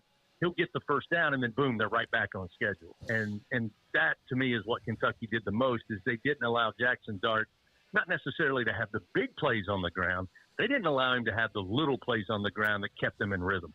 Those first down plays that set up the 3rd down and longer meant that Ole Miss was 4 of 23 on 3rd down if you combine it in the 2 conference games that they have played so far. So the stat means a lot when you come into average yards to go on 3rd down. I think you're exactly right there. And Jackson Dart, we've seen him play a lot of football. You know, I was going back through some of the things with him. I had forgotten this, but you know, he's from Utah. He was recruited by all of the Pac-12 schools at the time, but he was also offered by Yale and Penn. We're talking about a really bright young man that understands everything that Lane Kiffin wants him to do in this offense. So, Chris, when you get a quarterback that's that experienced, you've got to respect that level of experience and his ability to exploit any little crease that he might see. Yeah, I think that's part of the reason, you know, when he announced he was going to come back for another year, I think most of us were a little surprised, not as if he was going to go take the NFL draft by storm, but it just felt like his work had been done. And I just immediately thought, Charlie, to your point, that it was because he and Lane Kiffin are they probably love sitting and talking football. Lane probably enjoys it as much as Jackson Dart does. So when you have that kind of symbiotic coach extension as your quarterback, I mean, if you're Jackson Dart, you think, you know, if I come back for another year, we add some of this talent, we get a better defense, hey, we might have a chance to really do something special at Ole Miss for, no offense, Rebel fans, first time ever. And so I think that had a lot to do with it. And you're right. I mean, he doesn't make a lot of mistakes. You've got to go beat him. You've got to contain him. And that's the challenge for LSU's front seven. And then when he puts the ball in the air, I mean, that's going to be on, you know, the question mark all season, which has been the secondary. But, you know, again, I thought one of the big stats, if you look at the last 2 games, the loss to Kentucky and the win over South Carolina, his ability and his completion percentage for the big home run ball has dropped dramatically. And, again, it goes back to keeping them off rhythm, slowing their tempo down a little bit. And as Coach Kelly said, when you can, get them behind the chains. Let's not forget the other quarterback in this game. Garrett Nussmeier's having a fantastic year. Maybe a throw or two he'd like to have back from the South Alabama game, but that one was well in hand. When Kelly talks about Nussmeier, it seems like all of those things we were talking about preseason, you know, can he cut down the interceptions? Can he make good decisions? Can he run this offense? Can he run this offense with tempo? Boy, it seems like all of those have been answered, Chris, and he could have a really big game tonight. Yeah, I think so. I mean, you heard me say it before the first game against USC. I thought he got a ton of confidence from the bowl victory, where he led the team to victory late in that fourth quarter. But I think he's even superseded what I thought he would be doing. And I thought he was going to be really good. Yeah. And, you know, when I asked Coach Kelly Thursday night, I went through all the stats for Ole Miss through 6 games, which are impressive defensively. They're near the top in basically every important defensive stat, lead the SEC in sacks, near the top in tackles for loss. They're not allowing a lot of yards on the ground. I think they're second and third down defense. And as soon as I ended that, Coach Kelly looked at me and he goes, "But we like our quarterback. We think we got a pretty good one." And I think he was indicating, which you and I could have the conversation, you know, what offense has Ole Miss really been tested by? Have they seen an offense that has the weaponry and as to your point, has a quarterback that's managing that offense as well as Garrett has thus far? And I think that's why they're confident about him going in and probably having a sensational night. And it'll be certainly one to remember if he can pull it off. We'll hand the baton off to you guys at the bottom of the hour. Tell us what's coming up on Network Pregame, and if you've got anything that you can share about some of the 100-year anniversary of Tiger Stadium, things that will be going on tonight, go ahead and do that too. Well, again, everybody's talked about the LED bracelet, so I think it's cool. I know the kids think it's cool, but, you know, it's going to be a spectacle tonight under the lights. And for the fans, I think, to be a part of not just the light show and the music, but to actually be part of what it looks like from overhead and what it looks like on television is pretty cool. Everybody's seen the end zone. I got a chance to go see it on Thursday up close. And when they get in the stadium, I think even the pictures that you've seen of the facade of Tiger Stadium behind the logo, it doesn't do it justice till you see it with your own eyes. There's going to be about 150, 170 former players are back for LSU football. I mean, you name it. It's a who's list that's been in town this week, and they'll be there. They'll be prominent there on the sideline. So there's going to be a lot going on, and frankly, it's going to be a great night. Like I said, this is what Tiger Stadium is all about. And after this night is over, it'll still be the most intimidating place to come play a college football game, no doubt. Chris, have a great call and a safe trip up to Fayetteville, where we'll talk to you next week before the Tigers take on Arkansas. You got it, Charlie. I told Hunt today we got to talk a little football. He does have Jay Johnson coming by, so it may be an hour and a half of LSU baseball. So not sure. You got to hold him to format. Nothing wrong with that now. Baseball. Hold on now. Hey, I know he's excited about that team as well. Thank you, Chris. We appreciate it. You got it, guys. Isla Bears countdown to kickoff at 2 hours and 10 minutes. We'll come back with our final scoreboard here at Rouse's Eagle 98.1 Game Day.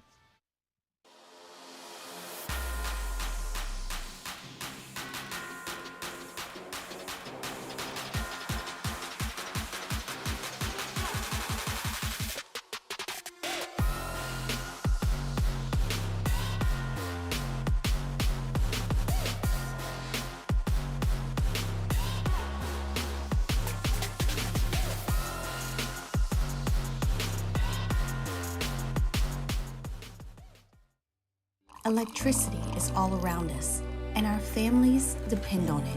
Every day is sparked by the power of a cold drink or a warm meal, a movie night, and a comforting light at the end of a dark hallway. From sunrise to sunset, playtime to bedtime, our team is ready to take care of your electrical needs. Even in the case of an after-hours emergency, the light in your life shines brighter with Mr. Electric.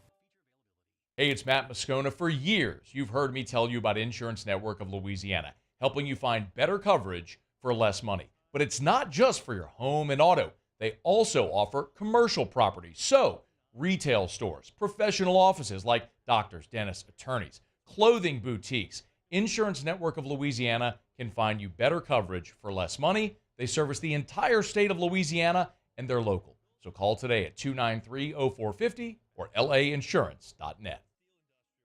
Jerry and Benny Payne began Central Plumbing Company out of their driveway in Tanglewood subdivision. 50 years later and 4 generations down the road, we continue to serve Baton Rouge and the surrounding areas for all of their plumbing needs. Residential, commercial, industrial, or hospitality, Central Plumbing is here 24/7, 365.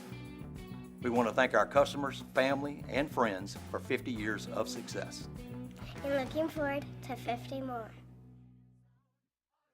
Gulf Coast Office Products is a nationally recognized Savin office equipment dealer based right here in Louisiana. Over 100 employees strong, Gulf Coast has the boots on the ground to support all vertical markets, from education, engineering, legal, and finance. With the latest in office technology, from desktop to production segment units, Gulf Coast and Savin have the perfect fit for you. Call 225-756-2644. That's 756-2644 for Gulf Coast Office Products. There it is, the extra mile, on the border of expected and extraordinary, for those willing to go further, like vans customized for work or play, with safety and tech to keep you connected, supported by a 5-star sales, service, and finance team, and backed by the 1-star you know. So go the extra mile. It's never crowded, because so few have what it takes to go there. 98.1. The Robinson Brothers Ford Lincoln College Football Scoreboard. Robinson Brothers Ford Lincoln on airline under the giant American flag. All right, right, halftime scores at the Cotton Bowl. Number 1 Texas leads number 18 Oklahoma 21-3. Quinn Ewers got it going after a slow start, 122 yards and a touchdown. 2 fumbles in that second quarter. One by Texas. They fell on it for a touchdown. One by Oklahoma that led to a Texas touchdown. Halftime in Los Angeles, USC leads number 4 Penn State 20-6. Number 11 Notre Dame leads Stanford 21-7. Number 22 Pittsburgh trying to get to 6-0. They lead Cal 17-9. Again, all of these halftime scores. Number 23 Illinois leads Purdue 24-3. Louisville and Virginia have just kicked off the second half, tied at 7. Cincinnati leads UCF 10-3. Colorado State and San Jose State tied at 14. San Diego State leads Wyoming 17-14. Old Dominion and Georgia State tied at 7. Western Michigan leads Akron 24-17. Bowling Green leads Northern Illinois 7-6. Memphis leads South Florida 14-3. And with about a minute and a half to go in the first half, number 14 BYU leads Arizona 14-7. Cougs also trying to get to 6-0. Ohio leads Central Michigan 17-0. Number 5 Georgia leads Mississippi State now 13-9 is the score there. Carson Beck has thrown an interception in this first half. It's been a little bit tough sledding for the Georgia Bulldogs. And Southern Miss and UL Monroe are scoreless at the end of 1. Earlier finals today, again the big one, number 7 Alabama held on to beat South Carolina 27-25. It was number 10 Clemson over Wake Forest 49-14. Number 21 Missouri beat UMass 45-3. Iowa blasted Washington 40-16. Wisconsin beat Rutgers 42-7. Georgia Tech, a late touchdown to beat North Carolina 41-34. It was Ball State over Kent State 37-35. Buffalo beat Toledo 30-15. And Army moved to 6-0 with a 44-10 win over UAB. And that is your college football scoreboard. We're back to wrap it up here at Rouse's Eagle 98.1 Game Day. At Atmos Energy, our smart choice solutions help customers save energy and emissions with rebates up to $500 off high-efficiency natural gas appliances, smart thermostats, and weatherization upgrades. Together, we're fueling our energy future.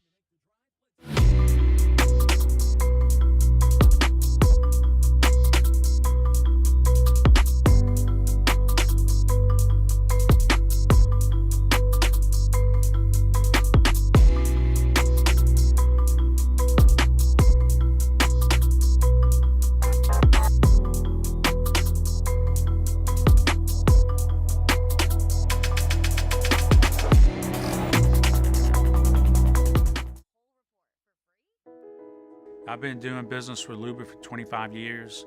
They're dependable, trustworthy. It's just the attention to detail with our clients.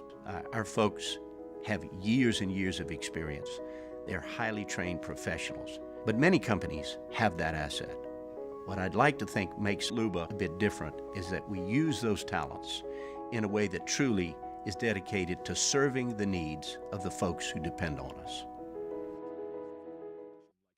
Dylan Cruz here to tell you about Six Rings Baseball and Softball Camp. If you live on the North Shore and play ball, go to Six Rings Camps with former LSU assistant coach Dan Canaveri. His knowledge is second to none, and your child will improve and have fun doing it. Camps were held at Coquille Park and Six Rings Academy in Covington with 4 sessions over the summer. Full day and morning only sessions are available from ages 7 to 13. Go to sixringsbaseball.com or call 985-206-9096. Learn the game to love the game. Breck teamed up to reimagine your parks, and you imagined big. With your help, we went to work, creating 12 beautiful community parks across the parish. A family-sized water park, miles and miles of trails, and parks just for your dogs. There are more places to splash, to explore, to run wild, and even soar. You imagined, we delivered. Gold. Breck, your #1 park system in the nation. Electricity is all around us, and our families depend on it. Every day is sparked by the power of a cold drink or a warm meal, a movie night, and a comforting light at the end of a dark hallway. From sunrise to sunset, playtime to bedtime, our team is ready to take care of your electrical needs, even in the case of an after-hours emergency. The light in your life shines brighter with Mr. Electric. At Relief Windows, we're more than windows. We're windows, doors, hardy plank, and vinyl siding. But our number one product is always customer satisfaction. Visit us online. 98.1.